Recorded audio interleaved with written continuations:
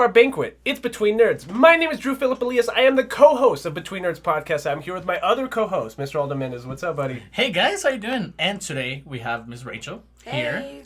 Miss Rachel Yves is back in the podcast with us. First time in this house, right? Yes. First time in this recording studio. She has partied in this house before. She has partied in this house before. For anybody watching on YouTube, we are trying a different angle yet again.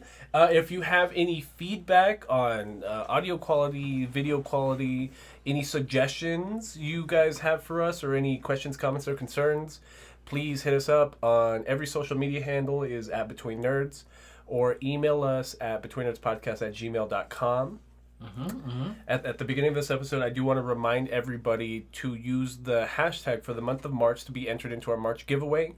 That is hashtag Nerds for Refugees. So please use hashtag Nerds for Refugees in an original tweet, Instagram post, or YouTube comment, and you will be entered into our March giveaway. We'll get you some cool, tailor-picked anime shit picked just for you. Just for you. You like Fruits Basket? We'll get you Fruits Basket. You like lolly stuff? We'll get you lolly stuff.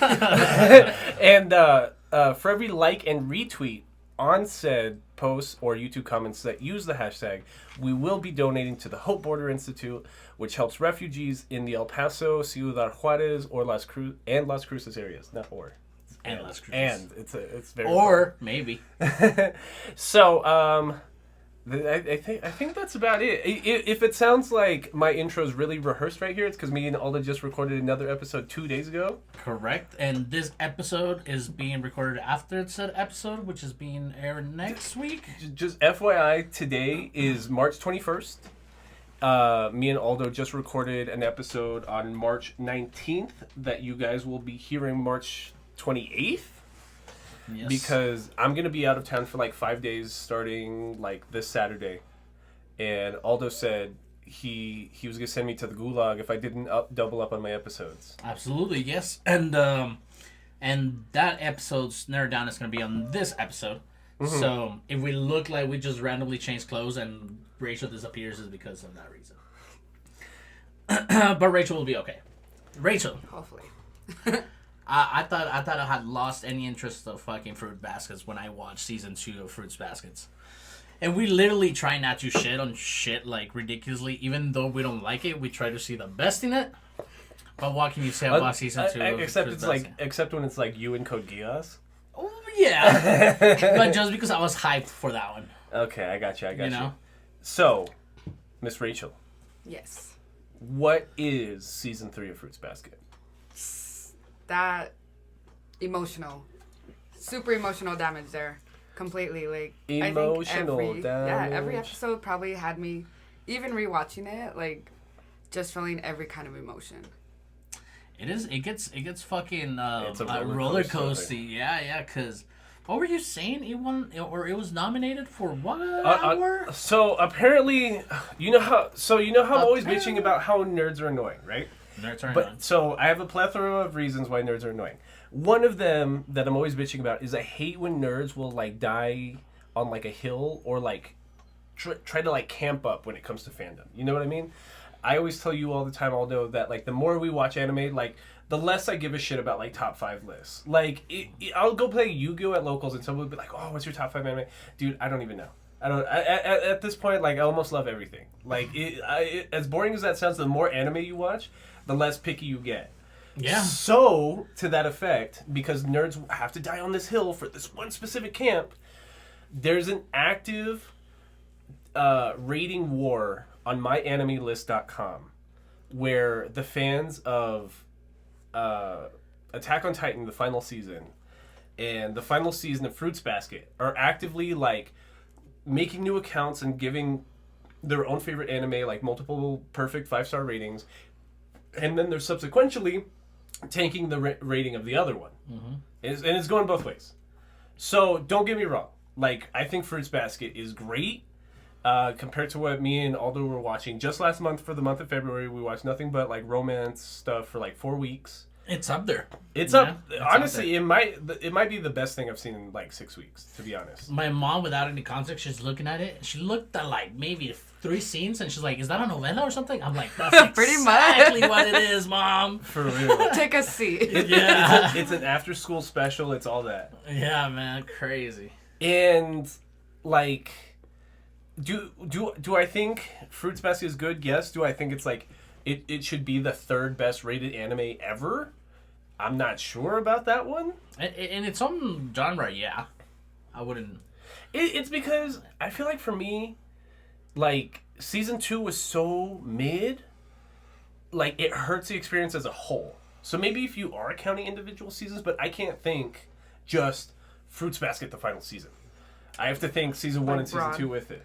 And I was, I don't know if I said it out loud or if I just thought it, but I would make the argument that you don't really have to watch season 2 to like fucking Fruits Baskets. Like, just 1 and 3 is... Because season 3 just jumps on all the questions we wanted answered from the first season. Yeah, there's a couple of new characters in there, and you wouldn't have that context without the second season. But like, all the spies the season 1 introduced, it goes back into the German kid. It goes back into, like people being thrown out of ledges and windows. And it's crazy. I thought the pacing was ridiculous.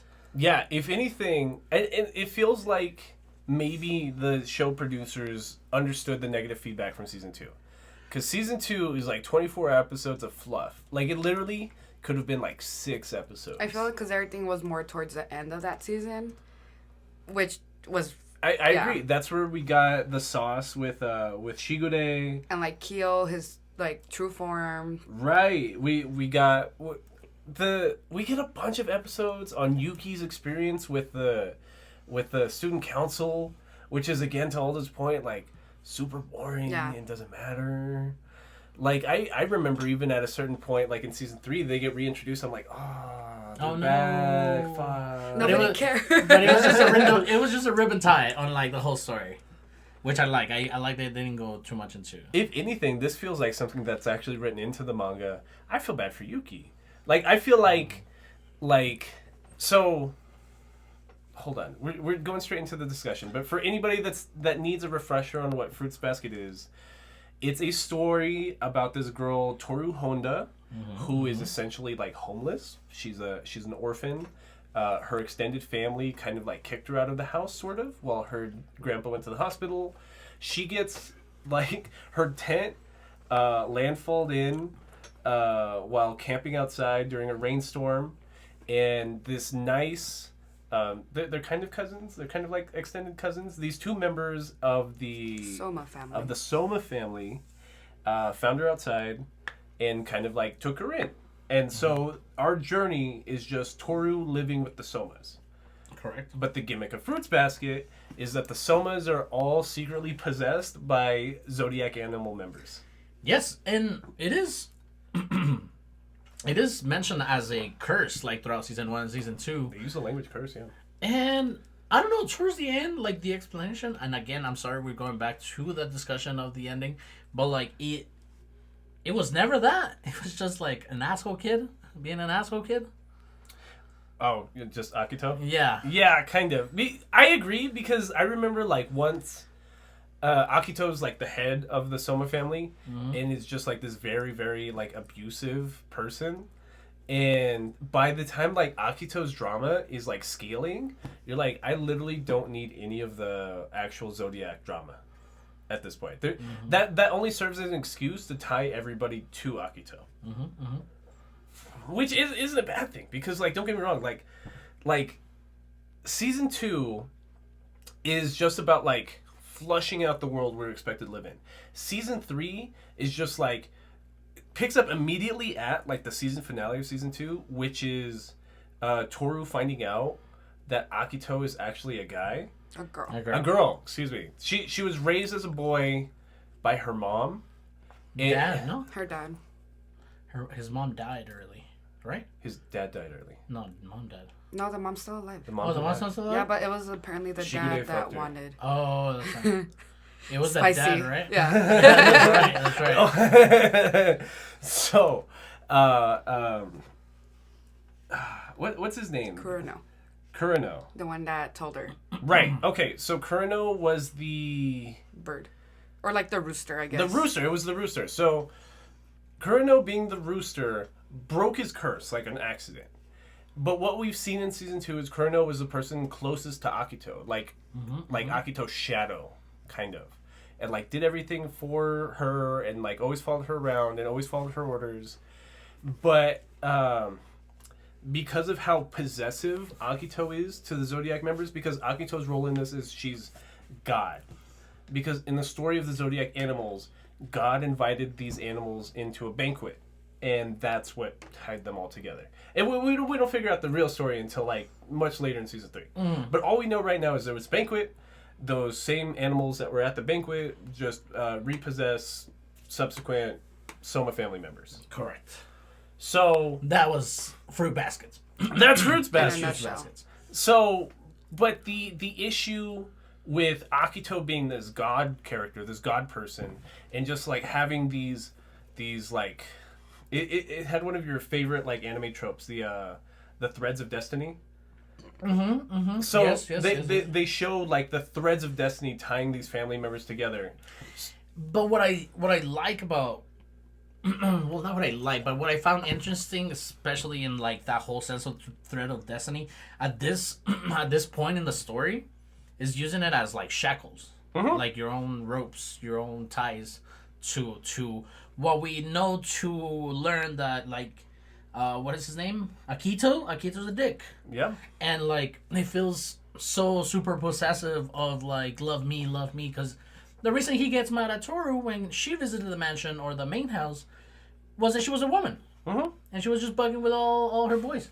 Yeah, and that's like why Kurano is expressing like Akito's secret in the beginning to Toru, because it's kind of like it's exactly what you're saying. It's a woman's jealousy, which I don't know if that's non-progressive writing, but Well, it kind of has, and it has and it doesn't, because for the progressive writing in, for example, like the whole sexual orientation fluidity that a lot of these cousins have. Okay, whatever. Yeah, that's cool. I'm cool with that. But then again, that's a good way of putting it. Fluidity. when you bring what is her name, the monkey Ritsu into the picture, she was only there for like a little bit, and it wasn't even to say anything. Because my main gripe in season 1 was they treat the one named trans character as having a mental illness because she's trans. Correct. And what I was telling Rachel and Aldo before we turned on the mic was, it feels like the show producers knew that it was a problematic representation. So, like, Ritsu is not in any of season 2 and is in like the last 10 minutes of the last episode. And she only comes back to say something like, Did you start catching on to my like habits or something like that? Dog, they literally just bring her back to be like, oh, you guys broke the curse of the Somas, which means I'm no longer trans, and starts dressing like and a starts man. dressing like a dude. Like you being anxious about something makes you trans. You know what I mean? Like, that's so like. And like I said, like I don't even know what kind of leap in transphobic logic would lead you to that conclusion for this character. And it reminds me, like of a Domestic Girlfriend, because it is progressive writing at a point, but like it's too progressive. it's like whoa, you get it, like you are. It's not that it's too progressive. Nothing can ever be too progressive. Because Domestic Girlfriend is progressive in the sense that, like, the modern woman owns her own sexuality. You know what I mean? Like, she wants to dick, she can go out there and be like, yo, we're fucking now. Okay, cool. I get that. Awesome. Good for you. Like, yeah, and then here they bring in like transsexual for the wrong reasons. They bring a transgender like character for the wrong reasons. If anything, it should have been like, oh, you know what? I am who I am, and I'm gonna keep being a girl, and regardless whatever. of a curse or regardless whatnot. of a curse, exactly. But no, it's just like, I don't know, man. It's progressive, but you didn't do it right. But see, here's my thing. Did you do it on purpose? Maybe not. Like, I feel like Akito's gender fluidity is written progressively. Which, like, pissed me off more when I'm thinking about, like, what's her face. Because... But then again, she's staying within, like, quota. Like, she goes from a woman trying to be a guy to just being a girl. For me, it reminded me when I watched, like, Turning Red last week. Hold on. Hey, that's a good point. So Turning Red is about breaking very structured family, like, rigidity. Being like, the women in our family behave like this. We do this right now, blah, blah, blah, blah, blah. And the point of Turning Red is like, no, I'm a girl. I want to dye my hair purple. I can be my own bad bitch. Okay, cool. Got it. Awesome. Love the movie. I thought it was great. That's cool. In Akito is a victim of that very rigid family structure, and she does self-identify as a woman, as a not just as a woman, but as like a hetero woman. Correct. Like, she wants to be hooking up with dudes. She wants to be wearing dresses and fancy kimonos and getting her hair done. No bitches around. And she's a jealous girl. Like, and that's the issue with her cursed family members, is that, like, she has this connection to them. It's like deeper than mental even. It's like the spiritual connection. Besides a couple of them, it's sometimes a little bit more. But it's a spiritual connection that if you try to take the cursed family members away from her too much, it's like encroaching on her territory. Because we share something that you can't, because you're not part of this curse. So you should just back up, because you're never going to understand the boys like I do. They're gonna turn into cats. What are you gonna do? You're gonna love them as a cat? You're gonna fuck a cat? To the point that, like, Akito is even, like, defensive against, like, female cursed members. Yeah. Which is even worse, kind of. And that's where it picks up, knowing that Toru knows that Akito is a woman. Yeah, and that Kurano accidentally broke his curse. So, the resolution at the end of Season 2 was supposed to be, like, Toru finding out that there is a way to break the curse. Because she's in love with the cat, Kyo. And Kyo, as, like, having an extra layer of curse. It's never really explained why. But the cat has an extra layer of curse, kind of. Where he turns into, like, a literal monster. He turns into, like, one of those giant fox beasts from, like, Season 2. From, like, Episode 2 of Hunter x Hunter. So, her trying to save the man she loves has to find a way to break the curse. And Kurano's the big start to that journey. Correct. Anything, Rachel? Hi. You look like you had something to say. I don't know. Oh, no, you're good. No? Okay. I'm, like, just trying to go by, like, episodes, that's why. So then, Miss Toru Honda being, like, the sweetheart that she is, and, like... Just this bleeding heart of a person. Yeah, she is heartbroken because she's like, oh, fuck, Akito is the one that needs help. Oh, I haven't helped Akito. Like, realizing she's the one being selfish because she doesn't see Akito for hurting. And then she talks to Kurano, and Kurano's like, oh, girl, I stay here because of him. Like, if he loses me, like, he loses everything. But doing it, like, pinning him. Still, the part that kind of makes me really upset about this whole thing is, like, Aldo tried to talk me down from this ledge in our Season 1 discussion that, like, yes, they all have the last name Soma. Yes, they're all loosely related. You know what I mean? It's a cousin of a cousin of a cousin. But don't get me wrong. They're all part of the same clan still. There's still blood there on some level. They're intermixing even. And the family is super comfortable with, like, incest. And that part, and like, it doesn't even make sense in the animal part of it. No, it doesn't. You know what it did remind me of, though? Wait, when I took world history, like, royal families in Europe used to do you this. hear about all this, like, the foreign people. But like, they did that to keep the wealth in the family. Like, you know the blood, like, clean, right? Like, the blood clean, and mostly the wealth. That, but mostly the wealth. Yeah. Like, you're gonna marry your cousin because I'm not paying an endowment. To like, some country girl. Yeah. Like, that's why, like, there was a point in, like, the 14th century that, like, the ruler of every country of Europe was part of the same family because they all just kept mixing and then, like... And breed. Yeah, you know what I mean? Like, they weren't even taking new land. This family was just taking over because they were all just breeding with each other. Which is kind of how the Somas are treating it. You know what I mean? Like, you keep it in the family. We're a really big, prestigious, rich family. They make fun of Mouse Boy for that a couple times during the season. But, like, the pacing for this bitch is, like, absolutely insane. Because, like, season 1 is just that conversation. I mean, episode 1 of season 4 is literally just that conversation with Kureno. Mm-hmm. And then, like, episode 2 immediately starts, and it's about Shigure, like, coming to terms with him wanting to fuck his cousin some more. And, like, in season 2, you had to talk me down off this, too, Aldo, that, like, I was pissed. Shigure. Who's Shigure? The dog. The dog, yes. I was pissed how much it tried to make it look like Ren, the horse, and Shigure, like, had sex, like, in his study. But they did. They fucked.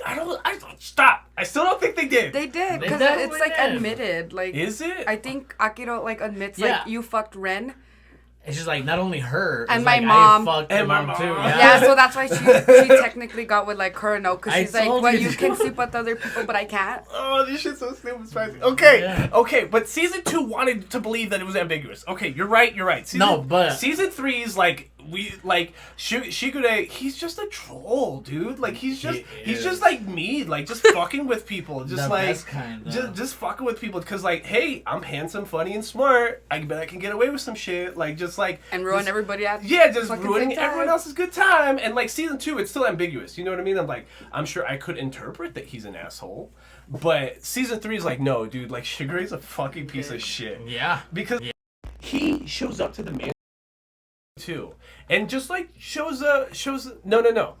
He doesn't show up to the mansion right away. There's a Soma family gathering at the place where he's having dinner with his publicist or his editor, and he blows them off. And even Akito, the head of the family, this person. Who the fuck is that bitch? Yeah, like, who's with you? He shows up to the mansion later. And she's like, "Who the fuck was that bitch? What are you doing?" But it's this like toxic couple kind of thing. She's just like, bro, like, what's it to you? Like, yeah, we're not together. Why? What's it to you? Like, Shigure, we hooked up last week. You can't be bringing other bitches to the family dinner. But then I feel like the dialogue used here is very important to like that super sky. I'm sorry, that's how it sounds in my head. Yeah, that's how I saw it. I'm just like, no, absolutely, and that's how I saw it again. But like the dialogue itself is so spicy sounding. Like, what are you talking about? I haven't lived in this house for so long, and this bitch is just freaking out. It's like, but see, Shugade's such a fucking gaslighter, bro. Yes. He's like she's mad that like he's hooking up with Akito like, and hanging out with his editor, and then he's like, okay, well, what about Kureno? Like not only you got your bitches, I got my bitches, like. And then not only did I fuck the one that you were mad at, it's like I also fucked her mom too. But she brought that up, bro. Yeah. She brought that. She's like, you fucked Ren. You fucked my mom. You fucked my mom. And it's like, we already talked about this or some shit like that. Yeah, we've had this argument before, and I'm like, oh. This is like 30 seconds of the show, and I'm just like, what the fuck? What the fuck is going on? Because like I'm saying, in season 1 and season 2, it's left kind of ambiguous, and it's never solidified what an asshole Shigure is. Mm-hmm. Episode 2 of season 3, it's just like, nope, he was a dick the whole time. Yeah. Just a huge, ginormous fucking asshole. So that's why, like, Kureno also had like this huge attachment to Akito, because after the curse was broken, him to show Akito that he was still about her and still loved her and like still cared about her well-being, to like pity fuck her, and like that's why she was always keeping him around so no other bitches could have him. And like the same goes with like Shigure. And I feel and I love that the world building put more emphasis on like how Shigure was treating Akito, because you hear him talking to him, and as a viewer, context, you're like, she's a god. They start using her pronouns. She's your god, and then like she's your, like it's scarier in a viewer's head or somebody that has the context when she's saying that, and when she's like, okay, let's stop arguing, and like leans over him and tries to kiss him. He's like, this was just, bro. This was just like comes back and he's like, I love whenever you want to use your sexuality on me. That's gaslighting, bro. That's gaslighting. Yeah. That's gaslighting because he knows why the fuck he went over there, bro. He knows why he did nothing wrong. Yes, he did. He was a kid. They're both gaslighting each other. It cancels out. No. She's younger, though. That's part of the aspect, too. She's like 20 and he's like 26, 27. Bro, there's a lolly. He's almost a decade, like, older than her. That's what you're also forgetting. There's an age dynamic there. Right. Yes. And like he goes over there knowing he can gaslight her into pussy. Like, so. But she also tries to gaslight him on the dick. Just saying. It is because, like, she can kill him at any the sex is something different to her. Yeah. It's a sense of control. Mm-hmm. Like, when Shigure does it, it's like a mind play. You know what I mean? Like, she needs to, like, physically own you. Shigure's being like, oh, well, I'm smarter than you. Like, I could trick you to do whatever I want and think what I want you to think. I'm just getting... Yeah, he's like, I'm just getting it. Yeah, but I'm in your head. But I'm in your head. What do you mean? Like, and that's so, like... That's not healthy. And what's terrible is that, like, there's this unnamed, like, elderly waiting staff to Akito. When was season 3 made? See, like, last year, bro. Last year, right? Yeah. Dude, it makes... Because when was the first one started? The first iteration or season 1 of this one? Season 1 of this one. Like 2018, 2019. 2019, okay.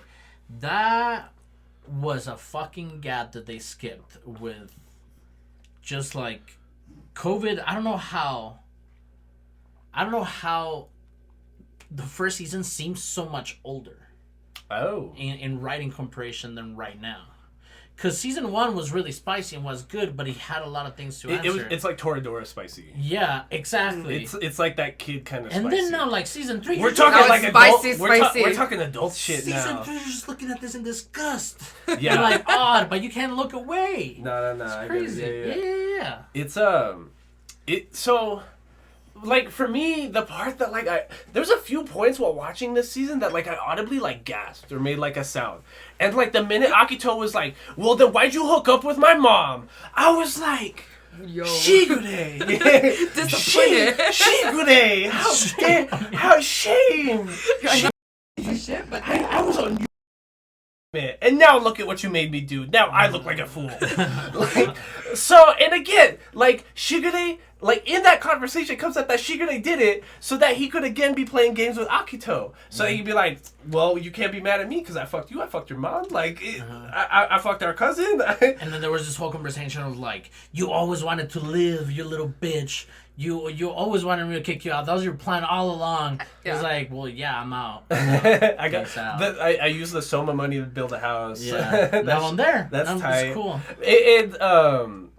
Fuck, I just had a point, but I forgot it. It's it's because there's so much going on in this one conversation. It's the point where he's like, oh, you always know how to use your femininity to get what you want at a certain point. Like, that was when one of the situations where I was like, that's progressive writing on the gender fluidity that is Akito, which maybe it's not gender fluidity. Like, when she's out of the house, the head of the Soma family clan, she's wearing like a dude suit, like, and she like never white shirt, black tie. Pretends to be a dude. Yeah. No, like, everyone just assumes, and like everyone right away whenever they see her is like, oh, she's so pretty, she's so pale skinned. But they always say like, he's so pretty, so pale skinned. But like when she gets in the house and she's around like Kurano or Shigure, like. He's right. Like, she is very comfortable with her femininity at home. Like, she's comfortable showing these dudes, like, who she is, like, with it. And Shigure, again, he's just a piece of shit. So they hook up, right? And then in the middle of the night, he just gets up and he's just talking to himself, like, yeah, stupid bitch, like, fell for it again. And just, like, sneaks out. You know what I mean? And I'm like, Shigure! How could you? Shigure! I hate him so much. I hate this season made me hate Shigure. Like, I thought he was like the good guy. But he's supposed but at the end, like, the plan worked somehow. But then that dissipates like real quick. In the next episode, no more Shigure being a dick. It's like, what happened fucking to Shigure? Shigure just chilling his robes back at home, being nice to Toru, being nice to Kyo, being nice to Yuki. Yeah, he's just like being dog. Yeah. And then after that, we go to the episode with... Who is Machi? Oh, that's the love interest for Yuki. The one that hates, like, balance and perfection. Okay, thank you. Because I'm literally reading, like, the thing to episode 53, I hope it snows soon. Yuki is worried about Machi, who is absent from school and pays a visit to her. I'm like, who the fuck is Machi? Yeah, the girl you don't like in season 2. But, so... Like, again, this is, like, Yuki feels so on the back burner now. Like, season 1, it's all Yuki all the time. He's literally, like, second character. Like, It's his B-plot. He's just doing his own world while everyone else is, like, doing this, like, greater cousin fucking, like, destroying the curse kind of Because if anything, that was the, like, one of the best boys for that show. Yeah, now he's just student council president. Right, right. All we get are narratives from him this season that's just like, he's in student council now. And I still don't know if I like this Machi character. I like the ship that is Yuki and Machi. So Machi is she's like the secretary or the vice president something of student council, so she works directly with Yuki. But she's kind of like a little like bipolar or like kind of on like the spectrum. Like she does not know how to properly like funnel her emotions. Like she gets frustrated or she sees something's ugly as opposed to like me being like, oh, that's ugly. Like she feels the sense to destroy it. Like it reminds me of again, what's her face from Toradora, like just violently flipping desks because I'm for no fucking reason. Right. So now Yuki is all of a sudden in a relationship with her, kind of like it's not said outright until like the last episode, but. Like, apparently, while working in student council, Yuki, the prettiest boy in school, rich boy Soma, like, all this stuff. Like, the joke in the 3 seasons is that, like, every girl in the school is just, like, madly in love with Yuki. But he fell in love with the quiet girl with the bad attitude that was sitting in the back of the student council room. You know what I mean? Like, that's... If we're talking... like that. We haven't had a situation like this in a while. Where we're always bitching about like boy write-ins in anime and manga, being like, I'm gonna write a brooding male character that's somehow gonna get the girl because she's gonna realize how secretly amazing he is. Blah blah blah blah blah. This feels like the opposite side of that. Correct. The quiet girl with the bad attitude gets the most popular boy in school, and he's also really handsome and rich and blah blah. You get what I mean? Like that narrative voice is like spot on. But that's how I read like narratives like that, and so like this is probably the worst episode in this season. If I'm being I think so. I completely forgot about it. I felt like their whole romance. I was just like I could do without it. Like, it's cute because of the very last scene. Yeah, so, but I feel like just leading up to it, I was just like, I don't care. Yeah. Okay. Yeah. Absolutely. So, I forgot about this. Let me finish. Okay, so it kind of just ends like he goes to her apartment, gets her out of bed, and like whenever he sees that she's gonna snap, he'll like fuck it up for her.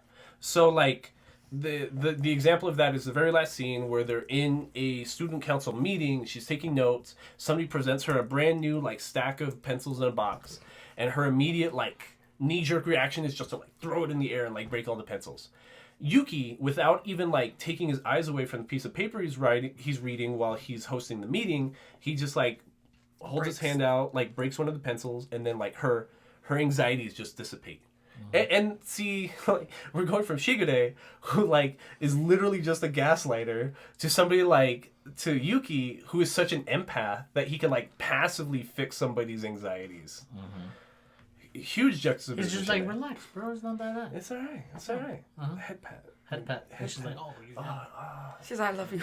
Yeah. Oh, the best thing ever. So I think the next episode you wanted to talk about was I'm Home, which is about Reen, the horse. Reen the horse. Yes. She is Rin the horse. She kind of like had dipped out, goes back to the Soma estate, and deals with. She confronts Akito. Because it starts with, I guess, that going back to the first episode, ending it with Kurono and Toru talking, and her finding out the secret. Ren's watching them, and she sees Toru's like distressed. So she's mad that Toru's crying, and she's like, "What the fuck did he just tell her?" So that's why she goes back to the estate to go find Kurono and then finds Akito. Right. Okay. So and she gets thrown out the window. Yeah. No, that was before. The reason that Akito like locks her up is because remember Akito's mom tells her like, "I will tell you the secret if you get me the box." So Ren true. Ren has this alternate dynamic with both Akito and other members because she's in a relationship with her younger cousin Hatsuharu. Yes, and again, like Hatsuharu's the bull, the cow. I think it's a cow. I don't know. Bull. Cow, like, him being a dude, Akito automatically feels that same defense that we were just talking about with Kurono and Shigure, where like. Once Akito finds out that Ren and Hatsuharu are hooking up, that's like the biggest red flag you could do. So that's why Ren gets kicked out of the house. But to the point that Rachel's talking about, that Ren talks to Rooster. I already forgot his name. Kureno. To Kureno. Kureno expresses that he was able to break his curse. That gets Ren excited because if Ren can break the curse in Hatsuharu, then Hatsuharu and Ren can actually be in a relationship without having to worry about Akito. Mm-hmm. So that's Ren's main motivation for trying to break the curse and for pissing off Akito. Correct. And then we meet Akito's mom, who's the one that Shikude also hooked up with. Mm-hmm. And she is the reason that Ren gets locked up inside of the cat's house. Like, Kyo's grandfather, who was the previous cat holder before him, was locked up permanently inside of a house on the outskirts of the estate and was like literally just fed like fucking berries and shit. Mm-hmm. Because like I was talking about, the cat has like this double curse where he's actually violent, and it's part of the family like tradition to isolate the cat because the cat was the first one to abandon the party, the banquet that God was hosting. Yeah, and that was worded very loosely. It wasn't even that's in the beginning. Yeah. That's not. He died first. Yeah. He died first. He's a cat, dude. he abandoned no, it the was banquet. that because he rejected. He didn't want to be immortal. Yeah, so that's why bro, they all like, I don't need to live with you. And we had a great time, bro. Yeah, like it was great. I'll see you next life, bro. The real story behind the cat rejecting the curse and the blessing of immortality is the plot to fucking why Levi let the captain die in season 3 of Attack on Titan, where it's like, dude, he's been enough. He's done enough. He's lived through enough. I'm just gonna let him die. Mm-hmm. It's that same aspect. The cat's just like, dude, we partied enough. Like I'm all drinked out. This shit forever. Yeah. I'm tired. I'm out. So. And one day there'll be one episode of Between Earths. So Hatsuharu realized Ren's missing. Yeah. And Hatsuharu goes to the estate, and he's the one like actively pressing Akito, and he's about to get violent because Hatsuharu has like a personality defect almost. Like he's super slow, laid back, and chill, but he just gets these random bouts of like aggression that he like just roided the fuck up and just like has to like let it all out. Well, it's always on something. His dark Haru side. His dark Haru side, and right now that's on Akito. And it's like the whole thing, like don't mess with the bull, you get the horns kind of thing. Yeah. You ever slapped a cow? You know what I mean? They don't care. I slapped a cow, not a bull. And I was like, damn, did you slap a cow for real? But what the fuck was I talking about? so that's when like Hatsuharu, like after yelling at Akito and Akito being like, I don't know where the fuck that stupid slut is, blah blah blah blah blah. After we get like a cutscene of like Akito cutting off all of Ren's hair, which like she had really like long black like healthy looking, I don't know, horsehair. Horsehair. Oh my god, it was fucking horsehair. And so that's already like a fucking dick move. Yeah, like dude. This season is just about like seeing how far Akito can get, just pushing people and pushing people and pushing people. It's about him fucking around and finding out. Her. She's using her pronouns now. Her. It's about season 3 is about her, Akito, just fucking around and finding out that she cannot fuck with all her boys at the same damn time, at least. She tries. Yeah. Hard. That pussy's working, dog. Double time. Hey, yo. Yeah, double time OT, dude. That's a lot of dudes to be trying to make happy, bro. It's like 5 of them. No, that's a lot of dudes. Happy. That's a lot of dudes. You trying to make you happy. That's even worse. You can't try to find love in multiple dicks, bro. She's just trying to fill this chasm full of dick. Yeah. That empty hole she got? She tried to fill the cabin with dick logs. So, what the fuck are we talking about? We're talking about her fucking. Oh, she's fucking with Ren and Hatsuharu's mad. Okay. Yeah. So like. What the fuck did you do to So, Ren? Hatsuharu's like, yeah, what'd you do with Ren? And like Akito kind of just makes up a lie that like she kicked her out of like a story above the building. Mm-hmm. And like push her through a window? Well, that happened, right? Well, she did push her, but that's when did? Yeah, remember? That's when Ren told her that that she loved Haru, and then she's like, "Oh well, sucks, cause I fucking hate you, bitch." Yeah. And try to kill her. Akito tries to murder like multiple people, and then she Well, we'll talk about that later on. Keep going. Yeah, Hatsuharu gets angry. So Hatsuharu gets mad, and again, like He goes for domestic violence, bro. Well, Hatsuharu finds out like where Ren is because of Akito's mom. Like Akito's mom not only told Ren that she would tell her the secrets of what it meant to break the curse if she stole her dead husband's, Akito's father's, ashes and gave them to her. And then like so all that happens. Hatsuharu like rescues Ren, like busts her out of the house while she's having a dream about him. But like again at the tail end of the episode, like the holes are filled in by Shigure, and Shigure shows up to the estate again and is talking to Akito's mom. And like again, like we just learned like 2 episodes ago that Akito's mom and Shigure fucked, maybe multiple times. Correct. Because immediately Akito's mom's kind of like hitting up on Shigure, rubbing his leg. Like he's clearly about the attention. You know what I mean? Even if she's way older than him. Someone will call him a dog. Is that why he's a fucking dog, bro? Is that why he's acting like a dog? Because he's the dog zodiac? Earlier, I was like, he's just being a dog, and like you didn't catch him. I'm like, No, okay, so I'm alone on this one. I didn't catch You're that all waiting? at all. Yeah, I'm like, I didn't catch that at all. My bad. yeah. So, okay, maybe. Hey, I don't know. I could see that. Because right Wait, here, Hatsuharu doesn't bust out Ren. Because remember, the way he doesn't? finds out is because, like, he's talking to Akito, and that's when, like, he personally went there. yeah, he was looking for domestic violence. Yeah, right? but he went talking to Akito because that's when, what's the little tiger? No, the little sheep. Hiro tells him, like, I remember Ren got pushed out of the window. So he already went there mad, and then that's when Kureno goes, and he's like, what are you doing with this plate of food? To one of the servants at the cat's palace. And she's like, she's gonna die because she's not eating. And then that's when Kureno goes and, like, Ren's been, like, kept in the cat's palace. And then that's when Haru loses his shit. And Kureno, good dude. Yeah, Kureno, good dude. He's a good person. Yeah, He even gives pity dick.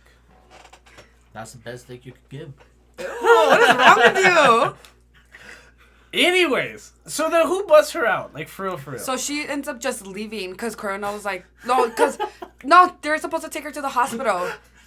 Oh, that's right. And then they walk in at the hospital Because she and has she a leaves. concussion and she's malnourished. Yeah, and then she ends up just like passing out on the sidewalk. How long can you be passed out on a concussion though? Like On a that's bad sidewalk. for you. I was like, people are just like gonna let her, and then that's when Haru finds. And Right. she was supposed to be in that cat house, but I guess Kureno was the one that put her in the hospital, right? Yeah, he called the Yeah. doctor, whatever the fuck. Oh, his and name that pissed off Akito. Yeah, because even Akito was like, "What you do? is. Why'd you bitch?" betray me? Kind of Like, whatever. I thought she was Yeah. in a dumpster somewhere. Oh, do you remember what happened immediately after that? I don't. What happened when Akito was so mad for Kureno betraying her? Oh, he fucking like She stabbed stabs him. him in the back, bro. She's literally just like, Like, doing, has like a suicide katana. doing her like pity thing, like, oh, but I loved you so It's much. I'm so okay. mad you betrayed And she me. said, yeet. Yeah, and just like literally stabs him in the back while he's like holding stomach, her. bro, like across multiple. Like in the organs. kidney, bro. Just like. And she runs away. Yeah, it's like, oh, She's like, I hate everybody. Don't try to stop me, bitch. Yeah, she's like, no fuck one you can stop me. guys. I'm the head of the Soma clan. That But bitch yeah. went on a killing spree. Like, Hatsuharu comes in like a bull in the shiner shop and fucking like pins down Akito. He's like, why the fuck? Who and what when did you do something to Ren? Ren, right? He's like, what are you gonna do, bitch? Are you gonna hit me? Are you seriously gonna hit me? And like he punches the wall next to him. I was like, bitch, you could have fucking hit Stop him. saying him. I'm Akito's sorry. a her. I'm sorry. It was weird looking at the sub and the dub and the character. The sub used female pronouns. The sub Yeah. did the dub. No, yeah, but Anyway, seeing- I'm just picking on you. yeah. I know. So, But she is upset. She is like, no, you're not gonna hit me, and he doesn't. right. He just gets mad and goes to. I can't remember if it's right here or after all the stuff at the hospital happens, but we get a whole episode about Akito and Akito's mom, which is like a whole flashback on like her dead dad and why she's being raised as a dude, and like because Akito's mom was not part of the inner Soma clan, which we've talked about before. Like there's the inner Somas that hang out with the head of the household, and like are in the center of the pavilion. Like they basically own like a town. They own so much property, and it's fully built. It has old school looking houses in it. And one of the older maids, the same older maid that like kind of knows all Akito's dirt and let Shigude in, like in episode 2, is talking shit to Akito's mom, being like, "You are part of the outer Soma clan. You shouldn't have even fucking met the old master. Like, you're nobody. Like, you have ruined everything by like even having a child."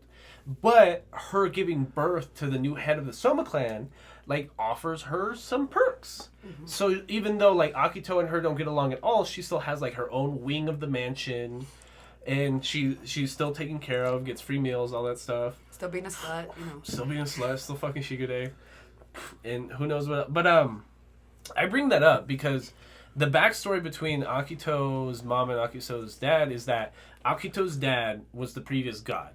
Mm-hmm. Oh no, was not God, but was the cat, right? No. No, wait, no. He was the head of the Soma clan, though. Yeah. That's what I'm trying to say.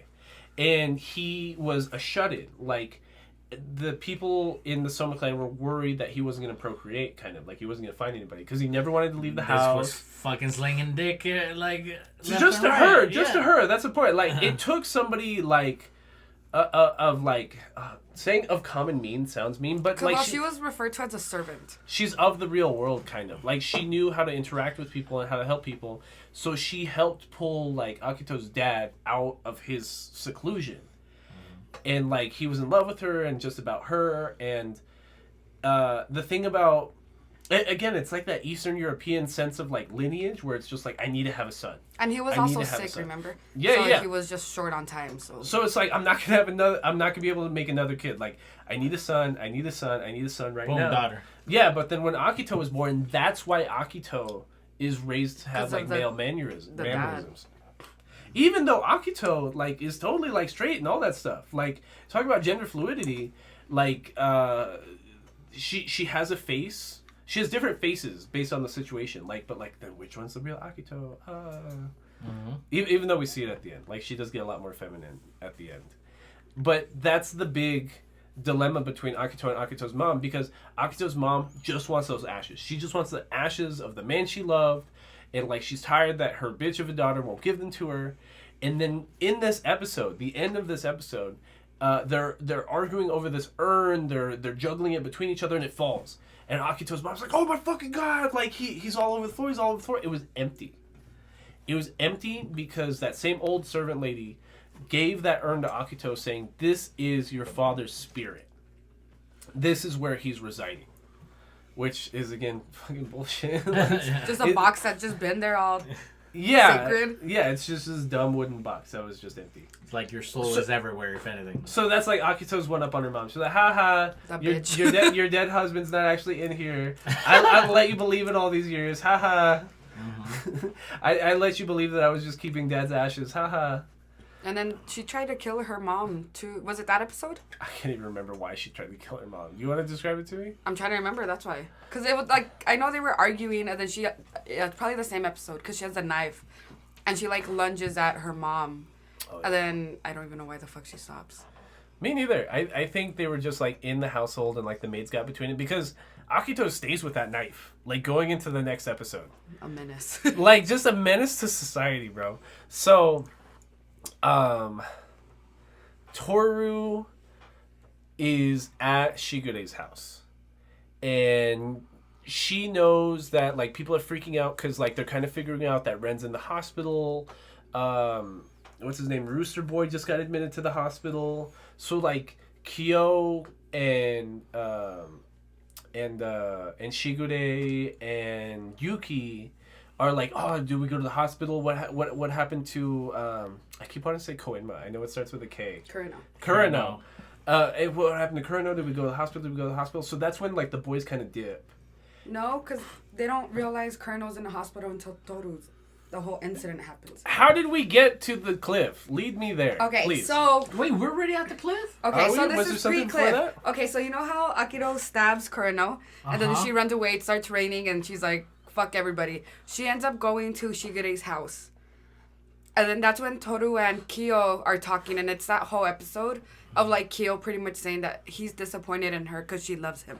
Oh, Remember? that's why you're like, why are we already there? Yeah. So we get like a whole episode about Kyo finally admitting that oh my God, you're so Yeah, right. and You're him so telling right. her like about the mom. Because we get a whole episode about Toru's mom.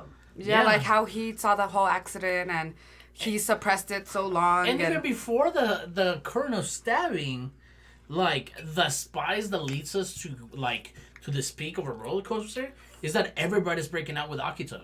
Even the German dude has its own thing, which was pretty touching. If you got a lot to say, but like we're not gonna talk about that. Then we go back to the stabbing. But yeah, why not? I don't know. You don't want to talk about it? Yeah, I want to. Whatever. What do you want? It's so. I'm just saying it's part of like what. Apart from the pacing, these were the moments where they were actually stretching out their time. It's because the pacing's so fucking breakneck. It's hard to get the season straight in my head. Because at one point you're like trying to catch up, and then you're like. Yeah, it's like every episode. I feel like you turn away for 5 minutes and you miss like a whole fucking thing. Because you think you're watching something long, but then it just jumps up there. Yeah, so fuck. Like how? Okay, so we were talking about Hatsuharu going to Akito, being mad, and then he doesn't find out yet that she's at the hospital. That happens later, almost towards the end of the episode, because I think like the next couple episodes here is where Momoji turns like prepubescent or pubescent. Yeah, I feel like that's like the third episode. I feel like we just completely skipped all that. That's episode 5. Okay. Without any warning, Momoji's curse is broken. Yeah, because he detached himself from like the will of Akito. I feel like it just kind of happens. Though. Well, he went through puberty and he became his own person. Is how I interpreted it. And like him becoming his own person, he realized how fucking toxic his family is, and he's just like, I don't want anything to do with that Akito bullshit. Because the thing about like about Shigure and the doctor and Yuki's brother Ayame. and So like the older 4 guys. the older 4 guys are all like super attached to Akito because they watched her grow up. So, and they all realized or like knew the moment she was born because they were like, my God's born, my God's alive. And even before she was like born, like they knew like that Akito's mom was pregnant before she pretty much knew she was pregnant. Right, because they were like, my God's in there. Like, the person I'm going to follow is in there. Which is, again, kind of why, like, maybe Shigure is the victim here because, like, he is enamored with Akito the most because he was one of the first people it's to like realize... Twilight. They like... Stop. This is Renesmee and Jacob? It's like an imprint. It's like that. Yeah, it is like that. It is exactly like that, but no, it's nothing fucking that. Oh, we went 86 episodes, no fucking Twilight references. You're welcome. You're welcome. So yeah, I get all that. And so that's how I interpreted Momoji like accidentally breaking his curse. Like the episode starts, we hadn't seen Momoji this whole season yet. The episode starts, he's just fucking 6 feet tall now and like has a deeper voice. Do you like the ice cream, y'all? Yeah, still has a fucking German accent for some fucking reason. But it's deeper now. It's not like because like the episode starts with like girls like seeing him yeah. and being like, oh, who's that tall cute guy, blah blah blah blah blah. And then Toru is like talking to him and she's like, that's Toru. I thought Toru was with Yuki and with Kyo. What's going on? But then it's actually Momoji. It's tiny ass, short ass, childish Momoji. And for like a minute, it turns into like Toradora. For a minute, because not only when Toro and Momoji are talking, there's a little like scene where they're walking across the park to meet Yuki and It's like Hatsuharu, right? Hatsuharu, maybe? All 3 of them. And they're like looking at him being like all together and shit. But then Momoji meets Kyo at one point. He's like, hey, I've grown up, bro. If you don't watch your bitch, I'm gonna. Oh yeah, pretty much. He was like, yeah. Mrs. is still your bitch. Like, and then you're like, what? Which So, like, it's spicy because it's like when you start stepping up to, like, your older cousins, kind of. You know what I mean? It's just... But, like, Momoji means it in, like, the best way possible. You know what I mean? Like, Momoji genuinely cares for Toru's safety. Yeah, it was like... Because what we saw in season 1, like, she's really protective, especially to, like, the Zodiac members that are still kids, which... The babies. To include, like, Momoji at the time. It was like a whole, like, if you don't step up, you're going to lose her kind of thing. Yeah. And it's going to be me, dog. It's going to be me, it's going to be Yuki, it's going to be any it's one going of to our be cousins. single, you know. You come from you come from a rich, handsome family, bro. Like, any of us are going to steal your girl. Just watch out. Uh-huh. Yeah. But, like, and that's kind of, like, laying, like, the seeds in, like, Kyo's, like, brain. Because, like, he's such a, like, a male tsundere. Like, he can't admit that he fucking likes the girl that he likes, right? Because it's too... Oh! There's another scene in one of these earlier episodes where it's the same episode with Yuki doing student council stuff. They're having like a Valentine's Day kind of thing at school where they're giving out like paper mache flowers to the people they like. And so Yuki's dealing with some pranksters that steal the flowers that were made. Yeah, his own flowers that he would made that were whatever. But what that leaves is Kyo and Toru in their homeroom classroom together. And like I'm talking about, like, Kyo can never admit that he actually likes Toru until, like, right about here. You know what I mean? Like, it's again one of me trying to describe it. I feel like I'm not gonna do it justice because it's the sunset, so there's an orange backdrop. It's dimmed light. The lighting's progressively dimming on the scene. We're getting a horizontal, like, frame, and Toru's looking at Kyo, kind of nervous, but also comfortable at the same time.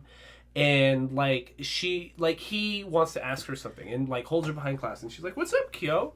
Like, did you need something?" And he's doing his male tsundere thing. He's like, "It's nothing. I think you're super annoying and, like, super fucking nice. This flower. but here's this flower, okay? I didn't mean anything by it. It's just this flower. I just thought you'd Get out enjoy of it." here. Look away, all shy though. Yeah, but and, like, you think they're about to kiss right then, too. You're just like...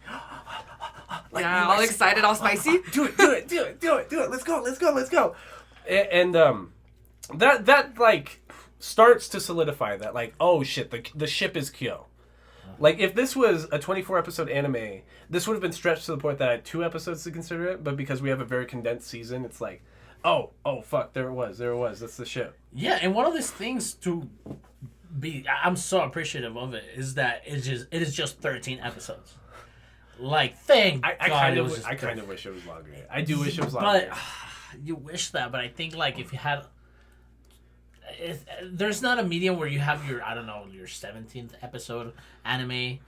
I don't know. Netflix could do it. A lot of those things don't happen. It's Called either, Toradora. it's either 12 or, like, 27. You know? Yeah, I got you.